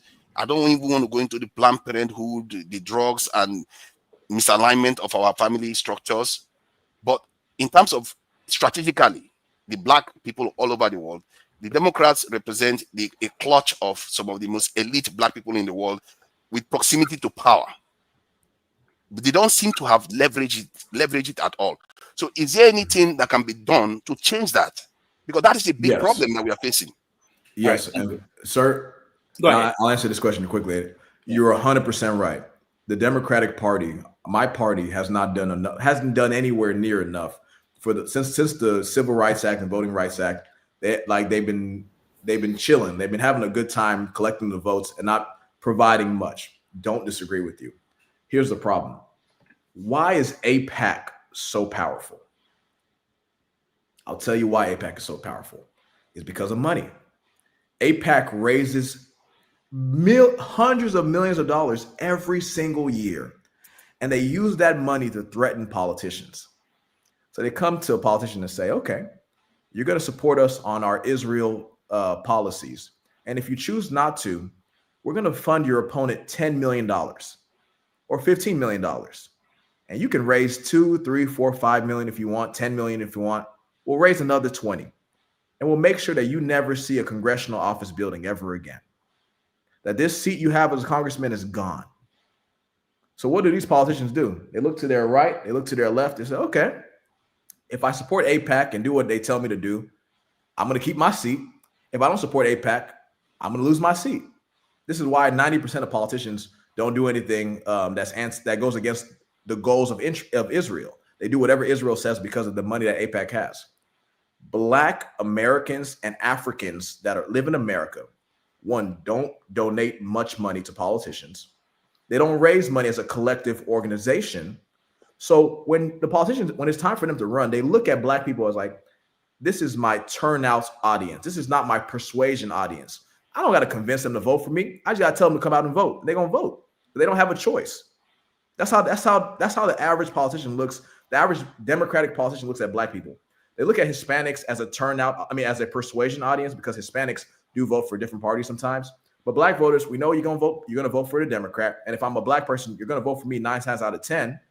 But if the black man or black woman or black organizations came and said, okay, look, we're going to support you. We're going to put $1 million behind you, or $2 million behind you, or $500,000 behind you if you support the goals of our community and you vote the right way. But should you vote against our community and vote the wrong way, or don't even fight for our community, we're going to find some random guy in that district. We're going to give him $2 million to run for Congress, or $3 million to run for Congress, and we're going to beat you. And the way that you do this is you start slow. You just pick 2 or 3 people across the country. You win a couple races in 2026. You come back in 2028, you pick 5 or 7 people. You win a couple races. You win 5 or 6 seats across the United States. Then next year, you pick 10 or 15. And I'm a Democrat, but if you wanted to do this system, you can do both sides. You pick 10 or 15. And then some of them that you'll support don't have to be black. They can be white. They can be Hispanic. They can be Asian, whatever. But they got to support the interests of your people. And now these black politicians, these Democratic politicians that at one point took you for granted, are going to look to their left. They're going to look to their right. They're going to say, hey, what do I got to do to support you so you can support my campaign? I don't want to lose my seat. You guys y'all are no longer just a voting constituency. you're a powerful block in the American democratic system because you can raise $2 million to remove me from my seat. That's how you do it. It's unfortunately it's through the financial. Let me touch on something, because that is a very interesting point about the finance here. I worry that there is more to this than finance, because Saudi Arabia has tons of money. What is going on in the Arab world wouldn't be happening if it's all about money alone. What Saudi Arabia doesn't have is the cutthroat that Israel does. And maybe that is something we are missing here. We just think it's only about money. It's about brotherhood. It's about knowing your interests and fighting for it. Because China has more money than Israel, but yet they don't have influence in America. Saudi Arabia, Arab countries, Qatar, all of them, they have a ton of money. But what they don't have is that ability to fight and own politicians. And what those Israelis have done, that's what they've done. And that's what goes beyond money. It's not just about, if it was just money, I think Saudi Arabia will be ruling America, or maybe China. Don't you think? Maybe that is where we are calculating it wrong. Do you think, just being honest with you, do you think that Saudi Arabia does not command significant respect in the American government right now? The command significant respect in terms of maintaining their power, not telling America what to do. Let me show you how they do tell us what to do. The Crown Prince killed the journalist that lived in America, Khashoggi, back in 2017, 2018. Trump didn't do anything about it. Trump said, I don't know what happened. I don't know what happened. Biden ran and said that if he comes in, he's going to try to prosecute the Crown Prince. Biden came in and gave the Crown Prince a fist bump in public. Didn't do a thing. Because Saudi Arabia controls what? Oil. And America respects what? Oil and money. When we look at the Crown Prince, whatever you want, you got it. That's how we play politics. Same thing with Qatar. Qatar right now is the ones that enable Hamas in Palestine. Israel never has a problem with Qatar because Qatar got a lot of money. Qatar calls the shots across the entire Middle East now. It's Qatar, Saudi Arabia, and Israel. Those are the three most powerful countries in the Middle East, right? Or Qatar. Let's pronounce it as Qatar. Money, America respects money. Like this country, we respect those that have money. The difference with Israel, the difference with Israel, and I'll end it very quickly. The difference with Israel is that Israel is the only country that's allowed to lobby American politicians and not register as foreign agents. That's the only difference. That is a very key point. They're the only foreign lobby. And JFK back in the 60s tried to change this. And then after he tried to change it, he was killed a few months later. But it's so crazy the Khashoggi example is one in almost 60, 70 years. While Israelis have been killing Americans, they even killed 2 Americans in the last 2 weeks alone. They are killing them regularly and nothing happens to them. We are talking about a different level of influence here. Why is Israel the only country that's allowed to lobby American politicians? Because of that cutthroat aspect that I'm referring to. That is what we are not seeing. We think it's only about money, but Ovie is losing it there. If you want to say something, please go ahead. Wait. No. This is what I wanted to say. Junior, do you want to stay a little bit more? I can take a break. We'll come back and then, but it's a time. I want to know. We can do 18 minutes more. I have to hop off at 4 p.m. Eastern. Okay, but we can do.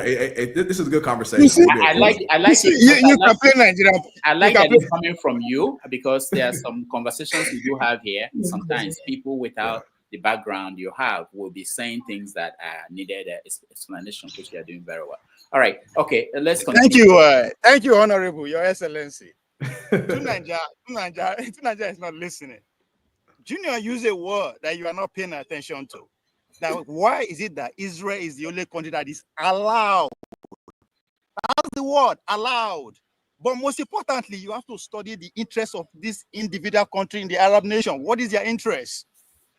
Well, it doesn't baffle you that the way the Saudi Arabia, for instance, they are living their life with all the oppression about women and everything, nobody's answering about. Their interest is more important than every other thing that is going on in that region.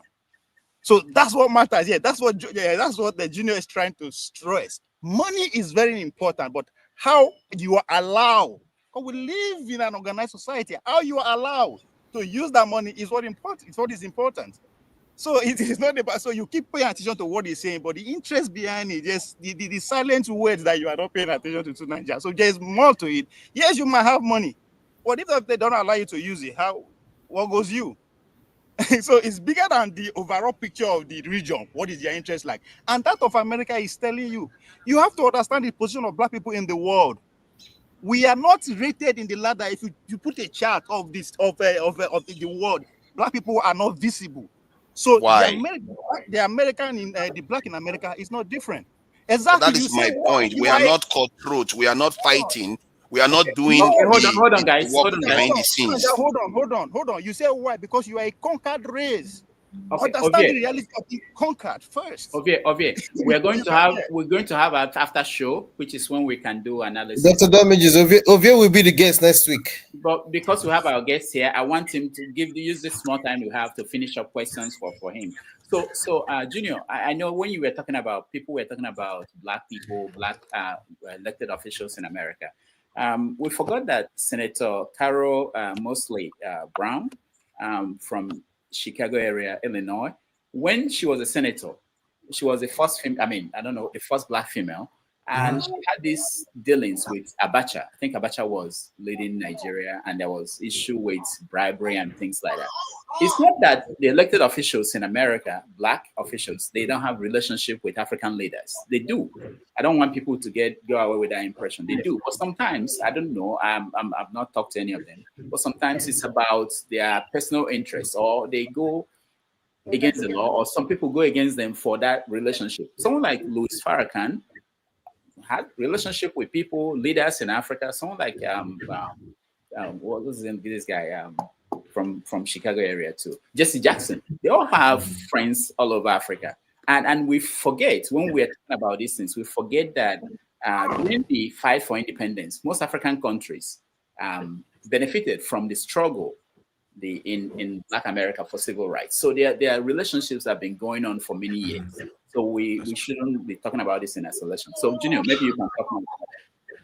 Yeah, no. Can I add to that question? Are you seriously trying to say that there is coordination? No, wait. Hold on. Let him speak. Then you guys can add to that. Go ahead, Junior. Yeah, no. What I was going to say, and I'll be brief to allow them to add their points, is that goes back to my earlier statements about the Pan-Africanism. That many things that were happening in America were also being replicated in African countries back in the 60s and 70s during that civil rights era. Even in the 50s, Pan-Africanism has been going on for a long period of time. Right now, we're probably seeing the smallest amount of Pan-Africanism, where African Americans in this country are uniting with Africans in the continental mainland.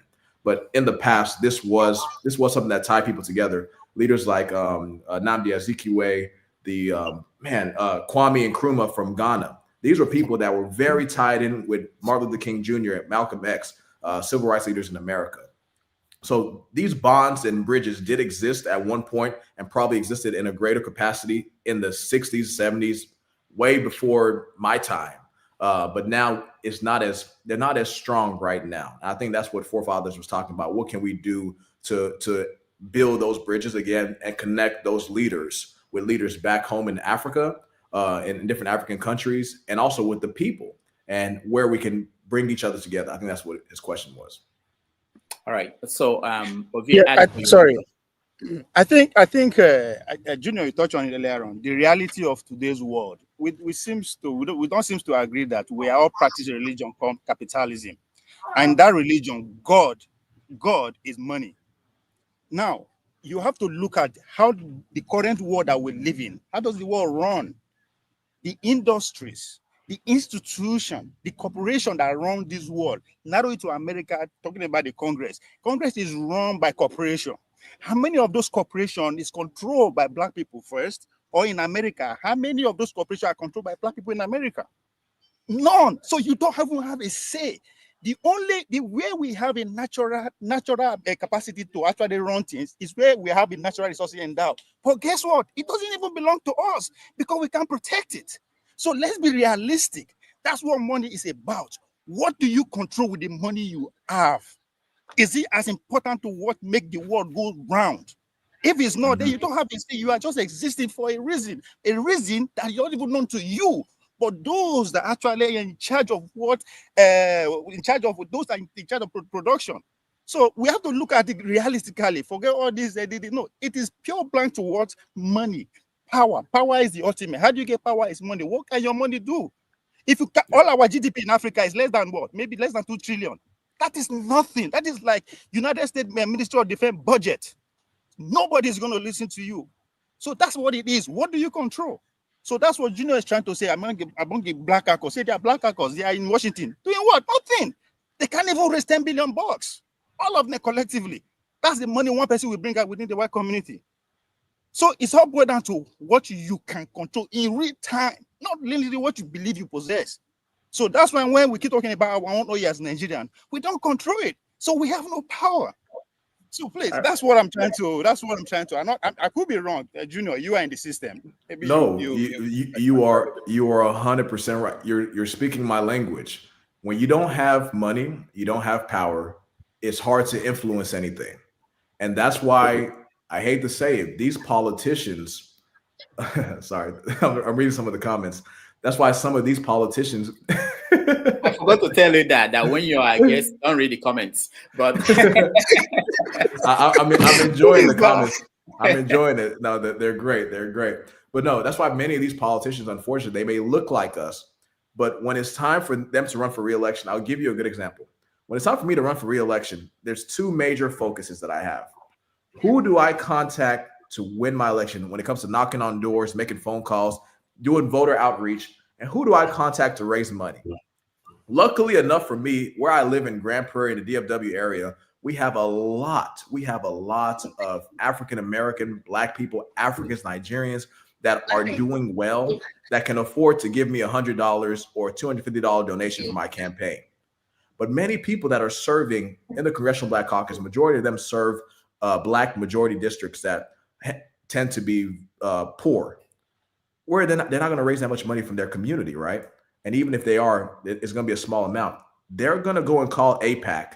They're going to go and call these different lobbies. They're going to go and call these pharmaceutical industries and say, hey, I'm running for re-election. I need your support. And the pharmaceutical industry, APAC, all these different lobbies and groups will say, oh, no problem. You've done a great job in your last 2 years as a congressman or your last 6 years as a senator. We're very happy to support you. They won't tell you that you voted for what we needed you to vote for. They just say, you've done a great job. We're very proud of the work you've done. You've done a great job. We're going to support you again. These politicians know what they're doing, but they're looking at it like this. In my community, I can't raise money because my community don't donate money, or they don't have the money to donate. Luckily for us, we do. Where I live in the DFW, we have Black folks that do very well for themselves and can afford to make those contributions. The problem that we also have, we're not organized. It goes back to that point I was making earlier about how we, for when someone dies or whatever in the Nigerian community, we'll form that committee of friends, raise them $20,000, $30,000, $50,000 for a funeral, for the waykeeping, for all these different things. But when it comes to a young Nigerian American running for office, $50, $100 is a conversation. Can you please, I'm over here begging on the phone, can you please donate to my campaign? Can you please support me? And I had a story. Somebody told, my dad is on the chat. I know he's here watching this thing. Somebody told my dad, what is Junior doing? I saw him. He's there. Yeah, he said, what is Junior contesting for politics for? He's too young. He should be in school. My dad's like, he's graduating summa cum laude from UTA. What do you mean he should be in school? Like they didn't even believe in me running for office. And that's one problem we have in this community. So when a politician makes it in there, luckily for me, I'm someone that believes in our community, and I'm always here. I'm always taking care of people in our community, regardless of who you are. Others will be like, no, when I was running for office, you guys didn't support me. I'm going to still come to you for the votes, but I'm going to look out for the interest groups that put me in office. And that's the big issue we have in American politics. You got a lot of Black politicians. You have a lot of Democratic politicians that will come and pay you lip service when it's time to vote in 2026 or 2028. But throughout their term in office, they're not going to do nothing for you because they don't view you as a core constituency when it comes to putting them in office. They just view you as people that are going to vote, but not the people that put them there. Yeah, the point I was making was to build that. When you said when they try to raise money, they are not able to raise the money. Sorry, he's gone away. But in the meantime, let me use the time to address what Dr. Rudolph said. Why you are making it sound as if Africans and African Americans are coordinating. There's no coordination going on. And that kind of statement that you made, that, oh, it's not like they are not talking to each other, it leads to complacency. They are not cooperating. Clearly, look at the state of Africa. Have you seen them meeting? Have you seen Tinubu trying to go and meet African American community leaders or try to converse with them? He goes there, talks to only Nigerians, and comes back to Nigeria. The same thing, the Ghana one goes, talk to Ghana, come back to Nigeria. That is not cooperation, and it's not getting us anywhere. The way you came in and addressed that point, you made it look like they are cooperating. If they are cooperating that we don't know about, you can share it with us, because I don't see it. I don't see it. And the point Ezeonu was making was that when they try to raise money, they have to go and seek money elsewhere. How did those people set that mechanism up? That is what I'm saying. We need to set that mechanism up. How did they do it? We can't keep making excuses that they have it, we don't have it. All right, thank you, for that. We have less than 6 Okay. minutes. Hold on, nobody else. We have less than 6 minutes. So Junior, answer that, and then I'll give Okija 1 minute for last question, and then that's it. Fathers, yeah, to your point, I'm right there with you. We have to create that infrastructure. We have to create that infrastructure where we bring people and in our community and get them involved in the political process. That's what I'm doing in my community. That's what I do in Grand Prairie. Nigerian Americans are a core constituency for me, not just when it comes to voting, but when it comes to when I'm calling people on the phone, raising money. I'm building that organization here. And NAPAC, the Nigerian American Public Affairs Committee that I was talking about earlier, they're doing that as well. We just got to grow them, because once we have that system that exists, politicians will answer your phone calls when it comes to issues taking place domestically and back in Nigeria. I'll give you an example. There was a lady in Grand Prairie. This is 3 months after I got elected. 3 months after I got elected. She was a business owner in Grand Prairie. She opened up a hall in the city, and the city would not allow her to extend her hours so she could make money on the weekends. The weekends is when people go to reserve the hall and do parties and do different things, right? And she was having a lot of roadblocks from the city. The lady spent over $100,000 on that facility. The city wouldn't help her out at all. So she came to the council asking us again, please, guys, can you extend my hours? This is 3 months after I first got elected to city council. And I'm listening to her almost begging at this point for us to help her, because she's invested so much, but no one is renting out the facility because it closes at midnight on Friday, Saturday, and Sunday. And people want to stay until after midnight, normally till 2 a.m. That's the normal thing. I spoke up for her. I don't know this lady. I just know she's a resident of my city and she has a business that deserves a chance. I spoke up to my city council because they were getting ready to vote it down 8-1. I was going to be the only one that voted for it. I spoke up to my city council and said, guys, this lady is a Grand Prairie resident. She's a business owner. She's invested in our community. She's poured her blood, sweat, and tears into this community. Give her an opportunity. Asked the lady, I said, will you be willing to have security on the premises 24/7? Will you be willing to come before council in 6 months so we can review this special use permit to see if there's been any criminal activity? Has there been any violence? Has there been any problem with drinking at this facility? She said, Junior, I'm fine. I can do all of that. I said, okay, guys, let's give her an opportunity. Many business owners want to invest in Grand Prairie, but are afraid. Let's use her as an example of what you can do in Grand Prairie. We gave her an opportunity. She came back in 6 months. She's now making a lot of money, Nigerian business owner, no crime, no criminal activity on the premises after 6 months. We extended, let's do a 1 year SUP now. Give her a whole year, bring her back in a year. 18 months passes, including the initial 6 months. She comes back to us, no problems, no issues. She's killing it. She's investing into the community. She's donating to charities through the money that she's making at her business. So I said, guys, let's remove this review period for SUP. Give her an indefinite SUP. If there's any problems in the future, then we'll bring her back. It's been 3 years now. Sorry, no, this summer makes it 4 years. It's been 4 years now. No issues with this business owner, because she had a voice on the council that would speak up for her. Because she has an accent, very strong accent. But I heard her out as people were getting ready to vote against it. I didn't tell you all this. That vote that passed back in 2021 when she first came to, and I was on the council, We passed it 8-1. Only one person voted against it because I advocated for her. And in subsequent votes for her for her business to continue, it's been 9-0, no issues, because we gave her a chance. But you had somebody on the council that was willing to speak up and say, give this person a chance. And that's what we lack in politics on all levels in America, because we're not organized. Nigerian Americans are not organized. Black Americans are not organized to have people to raise money and support candidates that will support you, that will support your interests and give you a fair shot as we'll give other people a fair shot.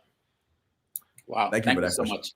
Okay, one last question. We're out of time. 1 minute. Okija, please. Junior, thank you very much for coming. I don't have any question, actually. I just want to thank him for coming and for educating, a lot of us here, especially the MAGA, people who don't understand the American politics. And I want to say that, because when I came to this country initially, I was like, like African American, they are this, until I went to college. I started taking black, courses, knowing about civil rights and, slavery and all those things. My mind changed, during that time where I went to UMass, and the Borgia, he was the vice chancellor of our university, and his brother was Whitey Borgia, the criminal. And we saw videos where, during the protests for integration, he was there forefront, stopping, black people from coming to school in South Boston. And you're looking at it, he is the vice chancellor or whatever of the university, and his brother, was that time a criminal. So there's a lot of people, you don't understand all this until you go and learn. Thank you very much for coming. I hope you come back another time. Yeah, thank you, Okija. Thank you so much. Okay. Support the diaspora. They will kill me if you don't speak local. So just 1 minute. Okay, no, actually, yeah, thanks for coming anyway. And yeah, I was talking to your dad on the chat session. He was really proud of you, and I'm also proud of you too. But what I wanted to ask is the issue that's currently going around, like you said, social media is a tool that can be used to divide FBAs and Black Americans. Yeah. What do you think? I know your community kind of small or whatever. I think it's Texas, majorly blacks and much there. So what do you think you can do to bridge or to remove this ideology like, no, FBA or Black Americans? No, look, this is like it's not, it doesn't exist. It's just somebody trying to play smart on us. What are you willing to do, or what will you do to remove this ideology from both parties to make them see themselves as one? Yeah, well, thank you for the question. For me, being a Nigerian American, because I'm both, I'm Nigerian and I'm an American citizen, I'm proud of it. I'm very proud. I don't hide it. I don't run away from it.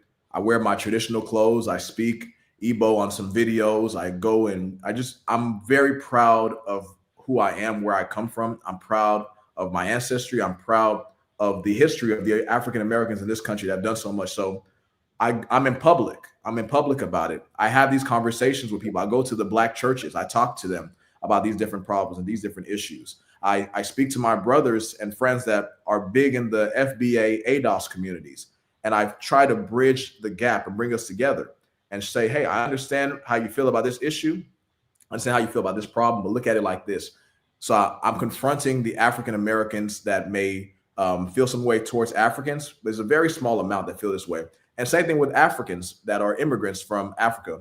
I tell them too, I'm like, hey guys, like I was telling y'all earlier about how we should be grateful to the African Americans for what they've done. And I tell both sides, the goal is to divide us. They want to divide us. When they divide us, they conquer us. We're so powerful together. We have amazing numbers, both in this country and on the continents. But if we allow ourselves to be divided by outside agents that are literally making this a goal so they can stop us from progressing, then we lose and our children lose, our grandchildren lose. So I have these open and honest conversations with everybody that's willing to listen. So that's how I try to bridge the gap in my area. And as I continue to move up the political ladder, I know this will be a question that comes up more and more, and I have no problem discussing it, tackling it head on, and working to bridge the gap. But I'll tell you this, my brother, this issue is a very minor issue in the community, because I'm telling you, when I dress up in my traditional wear, when I speak Igbo or I speak Pidgin to people are like, Black Americans, they're so excited. They're so intrigued by it. They want to understand how do I immerse myself in the culture? How can I get that traditional outfit from Nigeria? They love it. Same thing with Africans. Africans love American culture. So I think we're very good. I just think there's people that are trying to divide us, but having those open and honest conversations can help us bridge the gap and get to where we need to go. All right. Thank you so much, Junior. Next time you come, I promise you I'll play the music where you are dancing, and I will also show you in traditional attire. We are running out of time. Thank you so much, and hopefully you'll come back soon. I think this is a wonderful conversation. A lot of people learned a lot of things from you. Thank you. Junior, don't let them deceive you. We see you. I wanted to ask you about Kemi Badenoch. How does he feel about Kemi Badenoch in the UK? No, thank you. Thank you so much, Junior. Thank you. Final words. Thank you, guys. Junior, let them respect that name. You are not Junior. You are Honorable, Excellency. All right. We'll be right back after this.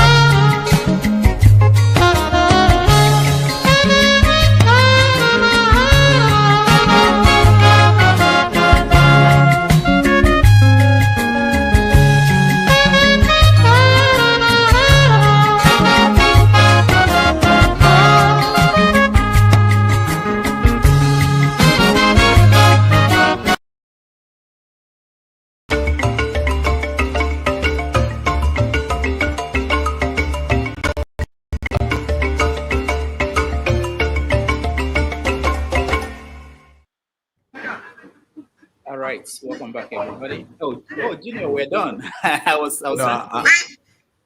thought you wanted me to say a last statement or something. Oh, okay, do that then. Yeah, you can do that. Yeah.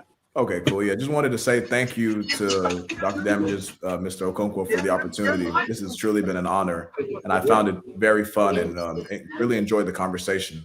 So look forward to coming on in the future. And if anybody wants to connect with me on social media, please just type in my name on Facebook, Twitter, or Instagram, Junior Ezeonu.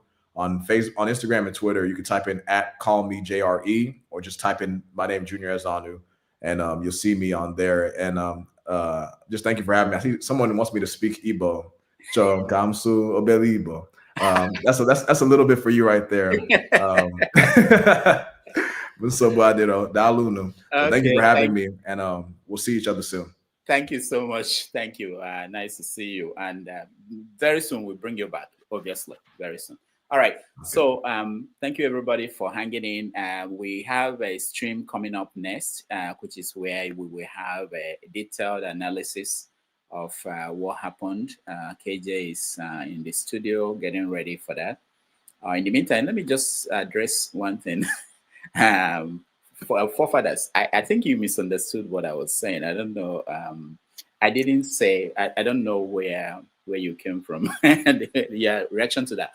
What I was saying was that, okay, let me give an example. I know that most people don't get to see these leaders when they come to the United Nations General Assembly.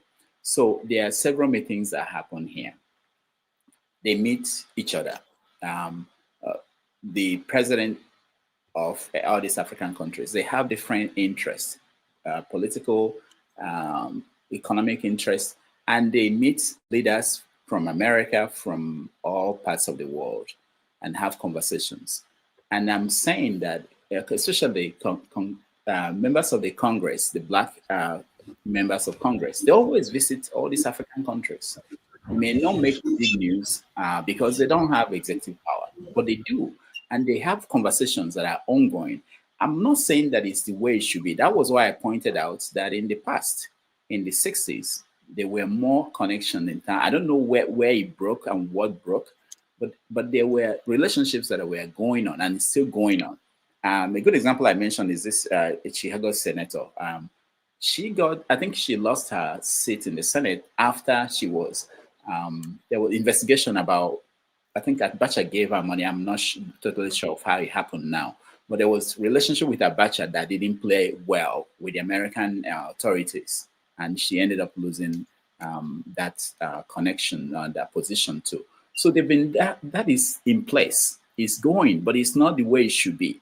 In the 60s, I think what happened was they needed the African Americans, the Africans needed the support of African Americans and lessons they learned in fighting the powers in America in their fight for independence in Africa. And that worked well. Remember, Zeke went to school here. There were some people, leaders in African countries who went to school in America. So it was easy for them. And they knew each other. It was easy for them to come together and do that. But it's not happening now. It should happen, So well, Dr. Damaji, yes, I think I agree. What two Nigerians actually pointing out, which you touch on, right? Is yes, they are meeting based on what ground. Any meeting that go against the interests of the Ogakpata, which is the United States, they will go against you. Assassination, that is what we say what went wrong from the 60s. Is this assassination, right? If there's actually a concrete evidence that within the link with Malcolm X and there's other guy in Kenya, they were assassinated the same day. It was because of those integration, and that's where to Nigeria again, you kind of getting it wrong when you said that no, I think it's not too nice, Kenya, that the African American did not go through anything. Even our independence, talking about the 60s, our independence were literally linked to the struggle that is going on in America, because it was due. I mean, the USSR, for instance, which is today Russia, they were using those as a propaganda against the United States of America based on how they are treating the African America. It is because of that people like Nigeria, of course, one will argue that it reinforced the idea of we are selling democracy, right? So all our independence throughout the 60s were literally interlinked with the struggle of the Africans here in America. So a lot actually is going on. Now to Nigeria, where again you need to understand that where the money was. Elon Musk is a prime example. He brought close to $300 million. You know what that gave him? It shifted the whole generation from South Africa. Yes, the picture I'm as a genocide, but that's what power and money is all about. Now, for we to connect, you are asking how do we bring that bridge? We have to start controlling some strategic assets or industry that no shaking. If any leader actually having the president in Africa say nothing, just like the way you are talking about, nobody can actually go against the military or anything. It don't finish. So today, if you are in diaspora, you are trying to live with those leaders and the interest that does not align with the power that be. You are sacrificing a lot. If they don't kill you, your business is done. So there is fear. Even Dr. Amiji used the preacher, the Nation of Islam leader as an example. For so many years, now terrorists they classify him. Why? Because he actually have a direct relationship with Gaddafi. What happened to Gaddafi? So all those things are scaring these people in where you want, in way to Nigeria want them to actually island. I understand that is the way to go, but sacrifice. How many of people ready to die? In as far we still pursuing worldly things that these people produce, there is no way that will happen until we have leaders who say, I don't want material things, I don't want anything, I don't need to go, I don't need to be in abroad. Like until we have that people mindset before you go feel actually close that gap, because you have nothing to lose other than your life, and you don't actually care to actually lose your life. So that's where we need to. So even those in America, black people will get money. Why they ask question? All these billionaire and millionaire athletes, they know they come out directly donate to all these politicians. Let them try them. So that's a reality in this country. That's why the black people are powerful. They will tell you that Atlanta is the city of black excellence. Go there. It is visible that they are powerless, even though from mayor to governor, your position are black, but they cannot do anything. Again, they don't have that money on their own. When people, the brass, the African-American community, they spend 3 trillion. Who give them? It is money they give them to spend. What they need to do is stop giving you money to spend, because you are not producing anything, you are not controlling anything. So it is bigger than just having money. How you made your money is also important. I always use Obi as an example. There's no way the Nigerian state can go after Obi because they don't know where money they. They don't know where money they. So once in a while, you go see 15 million per Edo state, you go see 20 million. There's no way they can attack it. So it is very important that how you make that money very secure. Can I just chime in? Okay, thank you. Yeah, you see, you mentioned fear, you mentioned power, money, and then eventually you decide to end up somewhere near power. But in the end, it's always about power. And when you said people can decide that, okay, they don't fear anymore, because now they understand that material things is not what is going to get you what you want. You have to be determined beyond material things. That said, you see, Dr. Rudolph, the reason why I said that was because you were coming across as if you were saying, oh, there's connection already. That, you know, but maybe not being done very well in a kind of way that says there's not that much to be done in that arena. That's why I asked you, if you have anything, tell us. And you did tell us now. You started explaining some of the things you see that we don't see. You, as a journalist, you probably see what goes on in Washington, in New York when they arrive there, the African leaders, but they don't make a point of saying, you know what, let's all gather around and say, meet the African-American leadership, or in short, all of them. It doesn't matter what party, as family, that we have to be a bit more organized about it. Yeah, even if we are afraid. But what kind of fear is that? Because if, like, you'll be asked, where is the money coming from? Many of these people, you can have them invest on the continent where they have the government can give them guarantee where their money is secure. At the same, because the people have secure money on the continent, and they are afraid in America because they don't have that leverage. If small Israel can make America quake to the point whereby they are worried that their leaders don't listen to them anymore, how is it that a massive continent like Africa cannot be able to wield any influence at all? Right now, it is so poor. Even if they come, I know I've seen Black Caucus members in Ghana. I've seen them in a few countries, but they come, and sometimes maybe when they come, they actually come and do nefarious things, because they do nefarious things in America too. After all, Condoleezza Rice was there, or one of the Rices, not Condoleezza Rice, one of the Rice, I think Susan Rice or something. She was there when Abacha applied. Jollof Rice. Yeah, Abiola passed. So some of all these things, maybe the connection that they have, instead of them to be fostering the interests of Africa, based on what we can see, they are actually fostering the interests of their nation, because many of them don't. Dr. Dameji dined and won with Buhari when Buhari was in power. Waiting in Tel Aviv. They had dinner in New York, Dr. Dameji with Buhari. We saw it. He sees them now. He sees them beyond what we see. So he knows a little bit more, and he shared some of them today. Let me also point out while we're here that in Ghana, most people may not know this. There's a community in Ghana that is African-American community. You know, they are just expanding in that territory. It's causing a little bit of conflict, but also it's important to know that it requires leadership with foresight. I think Ghana and maybe Kenya, I think 2 countries in Africa have been able to extend citizenship to people born outside of, Black people born outside of Africa. It requires foresight. If the big countries do not have leadership with that foresight, just think about Nigeria. In the last 40 years, which leader in Nigeria had time to think about how do we connect to other Black people all over the world? Which one? Obasanjo made They are it. working instead. They are working against itself. Only Abiola tried it and he didn't make it. No, he didn't. He wasn't a leader. He didn't. I mean, what I mean by that, people who had power, not Okay. people who are thinking Who about tried it. to. Yeah, you have to have power to be able to make these things work. So the people, is it Jonathan that will be thinking about African American? What does he know about African Americans? Is it who is it? I don't know, but you require that kind of leadership to be able to have that kind of conversation. All right, we have about 12 minutes left. Let me get people who are yet to weigh in to say something.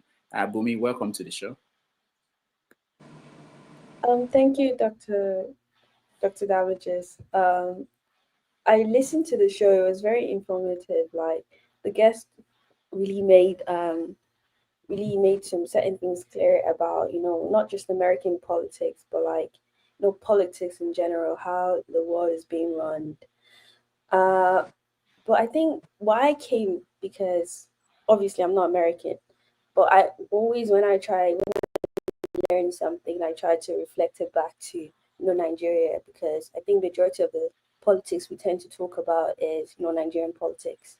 When he and I think forefathers and Ove mentioned about, money, and they talked about, I think Apex, and how they tend to influence the American system. They talked about, money being the key drive to it. But for me, what I understood was mostly consequence. Talking about fundraising, like when you get elected leader or something, basically letting them know that if you don't align with our interest, or if you get into power and you try to deviate from what we actually elected you from, you will face that consequence in terms of our money. It's going to go to someone else. We're going to find someone else that's going to do it better. And I think for me, listening to that, I looked at the Nigerian, election setting, or for the coming election in, I think, 2027. And when I listen to us talk about, who's going to win the election, is Peter Obi going to, sit down to be vice president, or what's Atiku going to do? It's interesting because we don't determine who's going to be the next president. Whether or not 20 million Nigerians decide to show up, like you said, money, or at least consequences, actually determines who's going to be in power. I think the question we should ask ourselves is, what has the average or the Nigerian people actually shown as their own consequence? We had multiple people come into power, whether it's presidents or governors. How have you showed them that this is your consequence? Buhari recently came to power and he's gone. I mean, unfortunately, he's dead. But before he died, there was no consequence. So my question is, for us, when it comes to the new election, what is your consequence for actually Tinubu? Because that's what actually makes him come into power and do what he wants. Well, not what he wants. He's doing what whoever brought him to power wants him to do. So his consequence is for those people, not the average Nigerian. So for me, I'm like, okay, if we can see this is how American politics works, which is kind of how politics works in general, how can you emulate that in your own setting when it comes to Nigeria? What is our own consequence? Okay, for example, Peter Obi. If Peter Obi gets into power, what is his consequence? There is no consequence. So you can talk about how amazing this guy is, he's with the people and that, but the only consequence is just Jesus touching his hat. Because as an average Nigerian, you can do absolutely nothing to this guy. He doesn't owe you anything apart from love of God. And if we keep on running in terms of good heart, we're not going anywhere. And that's why if you look at the past elections we've been having, there is no change. Whether it's 30 years, 40 years, nothing has happened because there is no consequence or money or organization, however you want to put it into your analysis. There is no consequence from the average Nigerian. So I think I just wanted to put that in place in tech when we were talking about the next election, who's going to win. Let's start looking at it from that perspective of things. But yeah, that's all I have to say. Thank you, Bumi. Thank you so much. KJ. Okay, can you hear me? Yes. All right, thank you so much, Dr. Damages. Today was very, very damaging, and we all were able to participate. And I thank you, Bumi. You said almost everything I want to say, apart from the fact that, you know, I want to add to Dr. Rudolph. He said, since the last 40 years, how many Nigerians leaders have thought about, uniting with African Americans? They were, you forgot the first tag 77. First tag 77 this year. At least there were children who were singing it all around. But you see, the problem with the Nigerian leadership is that we have very, very beautiful ideas, but nobody follows through. We were able to intervene in most African countries, shed Nigerian blood, spend Nigerian resources. And at the end, those countries are treating us like rubbish because, again, there is no follow-up. Nobody, no leader have a vision to be able to map out what we really want from those interventions and how it can benefit the African, our country. See, if Festac was taken to the limit, which is what I thought it was, that was an opening for every Black person around the earth to have been able to know about Nigeria, carry some part of Nigeria, and intelligent people will have, been able to, the low-hanging fruit. We are declaring that, look, Nigeria is open to all. Those of you who were taken for whatever reason and all that, and who will have been able to make a lot of kill on it. Even now that Ghana has been able, one way or the other, and Kenya have one way or the other been able to smuggle themselves into that bracket. What have we learned from it? Have we even been able to see how we can do that? No. You see, let me say something. And I listened to the guy and I had pity for my country because we have not been able to solve one problem. I'm trying to do a broadcast to tell you guys that those of you who think Nigeria is going anywhere, just take example of this century. I'm not talking about so far. Obasanjo introduced and the mobile phone system. In every other part of the world, mobile phone system works very well. In Nigeria, you have to dive many times before you can even get a conversation going for like 3 minutes before it goes off or you get cut off. So even with what is new, we're not able to make, take it to the max where we can even communicate effectively. So what am I trying to say? It doesn't, and even as it is right now, you still pay heavily for those services and you get nothing. It doesn't bother anybody. So, and like Bumi said, who is getting the best out of it? To who are you? And we have discussed this. So this is not even a new thing on this channel, because we talked about when you are going to Chatham House to go and give them their report card, and we are saying, is it Chatham House you're supposed to be speaking to, or speaking to the people in Nigeria? So when they come into governance, they owe nobody nothing. If you doubt me, take the local government elections just yesterday. Is there any difference? Did you see any son of a prominent person snatching ballot boxes? The people who do the dirty game are the same people we are talking about every day on this channel, and they're not even listening. Okay, they're not even listening. Nothing is changing. So sometimes you just feel discouraged. Like me, I am totally discouraged. If you ask me, I will say, let us balkanize the country. Let Obududuwa go. Let Niger Delta go. Let the Biafra go. Let the North go. Let the Middle Belt go. And let them go and find how to survive. Thank you. All right. Before Apache. Dr. Damaji, talking about linking up, with Saraki as a governor of Kwara State, linked up with Jay-Z and Beyonce. They even got title and street name after them. So, all right. Ovia, thank you. Let me say before Apache, because we are running out of time, KJ has to start the full reaction to this interview. But I want to point out that the purchasing power of African Americans as of 2019 was 1.7 trillion. No, 2019 was 910 billion. But by 2030, it's going to be 1.7 trillion purchasing power. So you think about it and you wonder, the money that Tinubu spent going to St. Lucia, this small country, Caribbean country, you would think that if that money was invested in putting together a visit by the top African country leader visiting America to connect with African Americans with that purchasing power and influence in the biggest country in the world, that will change everything. That's the kind of thing that if you push something like that, and nobody will protest that the president of Nigeria is coming. You are enemy of Tinubu. You don't want Tinubu to win 2027 election, Abi. You don't want him to win. Okay, we'll continue. So, but it requires, and I'm not saying that an idea like this may not have been on his table, but it has to be someone who can buy into it, who can see.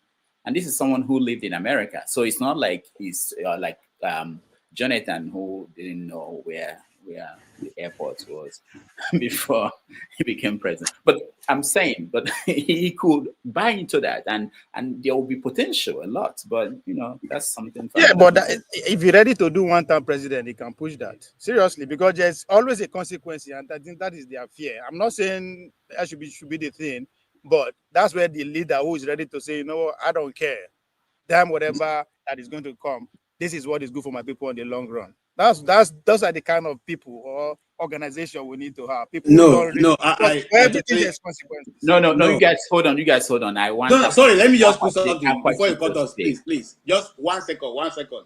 Ovie, what the North is trying to do is to destroy the only credibility Jonathan has. They're not going to give him anything. Let him remain out. There's nothing to bring him back. If you are his relative, tell him that. Where Jonathan come? How did we get to Jonathan? All right. No, you guys just calm down. Prince Apache, welcome to the show. Thank you, Dr. Damages, and good afternoon, every other person. If you leave Ovie and KJ, they'll think they own the platform and they will talk to you tomorrow or next tomorrow. Somebody like KJ has not even deemed it fit to say sorry for what I did during the election. But he will quickly deny, I'm not a MAGA. Look at what your MAGA is doing. Look at what is going on. I hope in Maryland, you are enjoying Maryland. And Maryland is a democratic governor. If not, that man will come there and use ICE to take every one of you out of that place. But it is what it is. Pretty much. On the line. So go ahead. Your name is on the line. Pretty much. Another person, I'm so surprised that he's so much into American politics. It's two Niger forefathers. Forefathers, what are you doing in London or England, in UK? What have you been able to organize? It's always, why didn't you people do this? You guys do this, you guys do that. And thank God Junior told you how it works. He told you how it works. Okay? Politics in America. I wanted to run for an office. Okay, in the city of Pittsburgh in California, it's mostly dominated by you have the Hispanics, and then you also have the blacks. But something prompted me to say no, because at the end of the day, the person who is there, who happens to be an African American, is also doing a good job. So why would I want to go and challenge him if he's doing a good job? I opted out of it. Now, my own thing is this. We can talk how much, we can talk and talk, whatever it is. But at the end of the day, just like Junior said, you can't be on the fence. You have to play a role. You can be a Democrat, you can be a Republican. But all this blame game should stop. Those of you in Republican dominated areas, how far, how market, how is it going with you guys? And probably some of you that live in Texas, thank you for bringing up gerrymandering. So you guys bring it up, and we are waiting. We are waiting over here. We'll also replicate whatever you guys do. we'll replicate it here. And the good thing about it is that we are, I think we're bigger than Texas, or you guys are bigger than us. I don't know, but it's almost the same thing. We can carve out enough places. California is bigger in terms of population. Almost 3 Okay. times. But what about landmass? Landmass, I think Texas is bigger. Yeah. So that's just that, But I am in Democrat state right now as I speak. I left a Republican state 3 days ago. And you're enjoying it. Republican state. And you're enjoying it, huh? No, no. In terms of you're enjoying it, and they're allowing you do your 2 fingers, huh? There's interesting thing about these 2 states. I think Dr. Damage did a good job. The last time I was in New York, he pointed it out, right? Good. Jerry, it's the way New York and New Jersey is mixed, right? That racial tension is not visible. It's not there. Good. Right? Good. But even though it's there, like place like Texas, but I would say I feel more secure, more comfortable living in Texas than in here. So it's a very interesting dynamic. I'm still exploring, but Dr. Damage did I don't think Dr. Damage understand what he said to me then, what he actually opened my eyes to because I was looking for something. What is different about these people here and there? And until Dr. Damage said it out loud that the racial tension and all those things is not there. And okay, Ovia, let me round up before you take all my minutes. Okay, let me round up before you take all my minutes. You've taken word from my mouth. So, in a nutshell, all I'm saying is this. Okay, whether you are African American, you are Sierra Leonean American, you are whatever it is, to me, I do not see any color. And like Junior said, I appreciate them. He didn't say go and kneel down and say thank you. But there are ways to bridge the differences. Where you work, there are probably there are some people there who are misunderstanding the fact that whatever it is, the little beef that is going on. Where I work, I always make sure that I relate with them, and I also try to find a common ground where they will understand me and I understand them, and we exchange ideas and all that kind of a thing. It's not about you don't owe them anything. At least for me, I'm grateful that they did what they did. Without their protest, without their civil rights, whatever it is, I won't be here. So first and foremost, give credit to who credit is due. That's all they're asking for. That's all. There's nothing to have pride in. That's it. Thank you, Dr. Damages. All right. Thank you, Akwachi. And on that note, Mr. Akwachi, that you are proud of your governor, he just launched the 2028 campaign. You think he want to redraw the map of California? He just wants to go for 2028. Don't worry. 2028, I will be his campaign manager. Don't worry. We'll get in there. All right. On that note, I will have to thank everybody that joined me today. I appreciate all of you. Next Sunday, we are going to bring the chairman of the World Igbo Congress to tell us about the bank they are about to open in Boston. They have a convention coming up in Boston at the end of the month. And other interesting guests are lined up for the show in the coming weeks. I want to thank those. What's the difference between World Congress and Ohaneze Indibo? What's the difference? No. World Igbo Congress is supposed to be for, I think, Igbo people all over the world. I think whether Ohaneze is under it or it's under Ohaneze, I don't know. But well, that's one question to ask that man. Yeah, good question. All right. Let me just thank those that supported us and quite a number of you. A Black Beauty, thank you so much for your support. We actually depend on this. Igbo Basics, thank you so much. Oscar Blackbone, thank you. Let me see, Igbo Basic, Real IK, thank you so much. And this name, I am having difficulty to pronounce it, but thank you so much. Anybody that can help me pronounce that name, but I thank everybody. Meoibe. What did you say? Meoibe. Meoibe. Okay. Thank you so much for your support. I appreciate it. I know. I appreciate all of you. And then, of course, people who are behind the scene help to put this all together. I thank you for your support. Sometimes I run out, I'll be looking for a video while we are live and somebody is looking for it for me and they will send it to me. So I appreciate all of you helping out.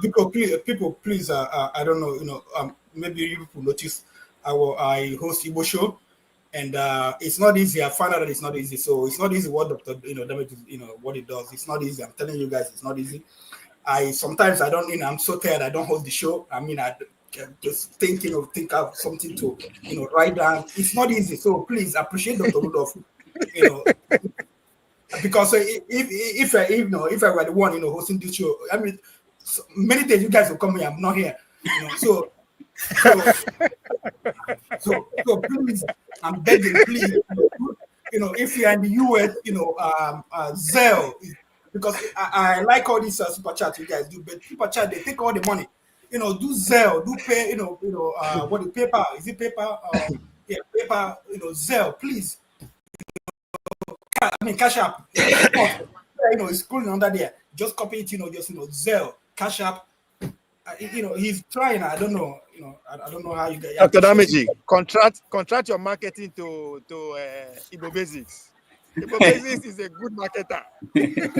Thank you, everybody. Forefathers, thank you so much. Okija, thank you. Support Diaspora voting. Thank you, Ovie. Thank you, Bumi. Everybody, KJ, everybody that joined us in the panel is really appreciated because you don't know how difficult to be to host a show and nobody's there. So I appreciate everybody on the comment section. I know. Keep yabbing me. I know. Oh yeah, you should know. I will tell you that. All right. So I will see you guys next week. Thank you, everybody. Join KJ's.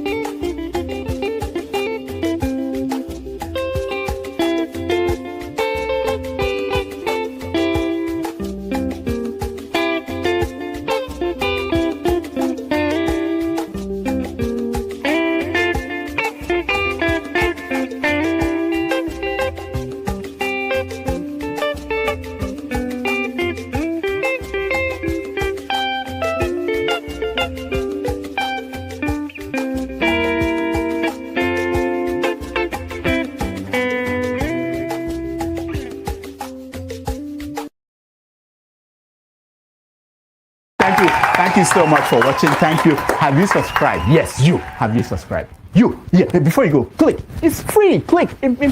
Just that's it. Have you subscribed? You are laughing. Have you subscribed? Have you subscribed? Thank you. Thank you. Thank you. Hey, madam. Thank you so much. I can see you. I can see you. We have to get to 100,000 subscribers. This by the end of the year. How are we going to do that if you don't subscribe? Yes, you. Yes, you're about to click off. Why? Have you subscribed? It's free.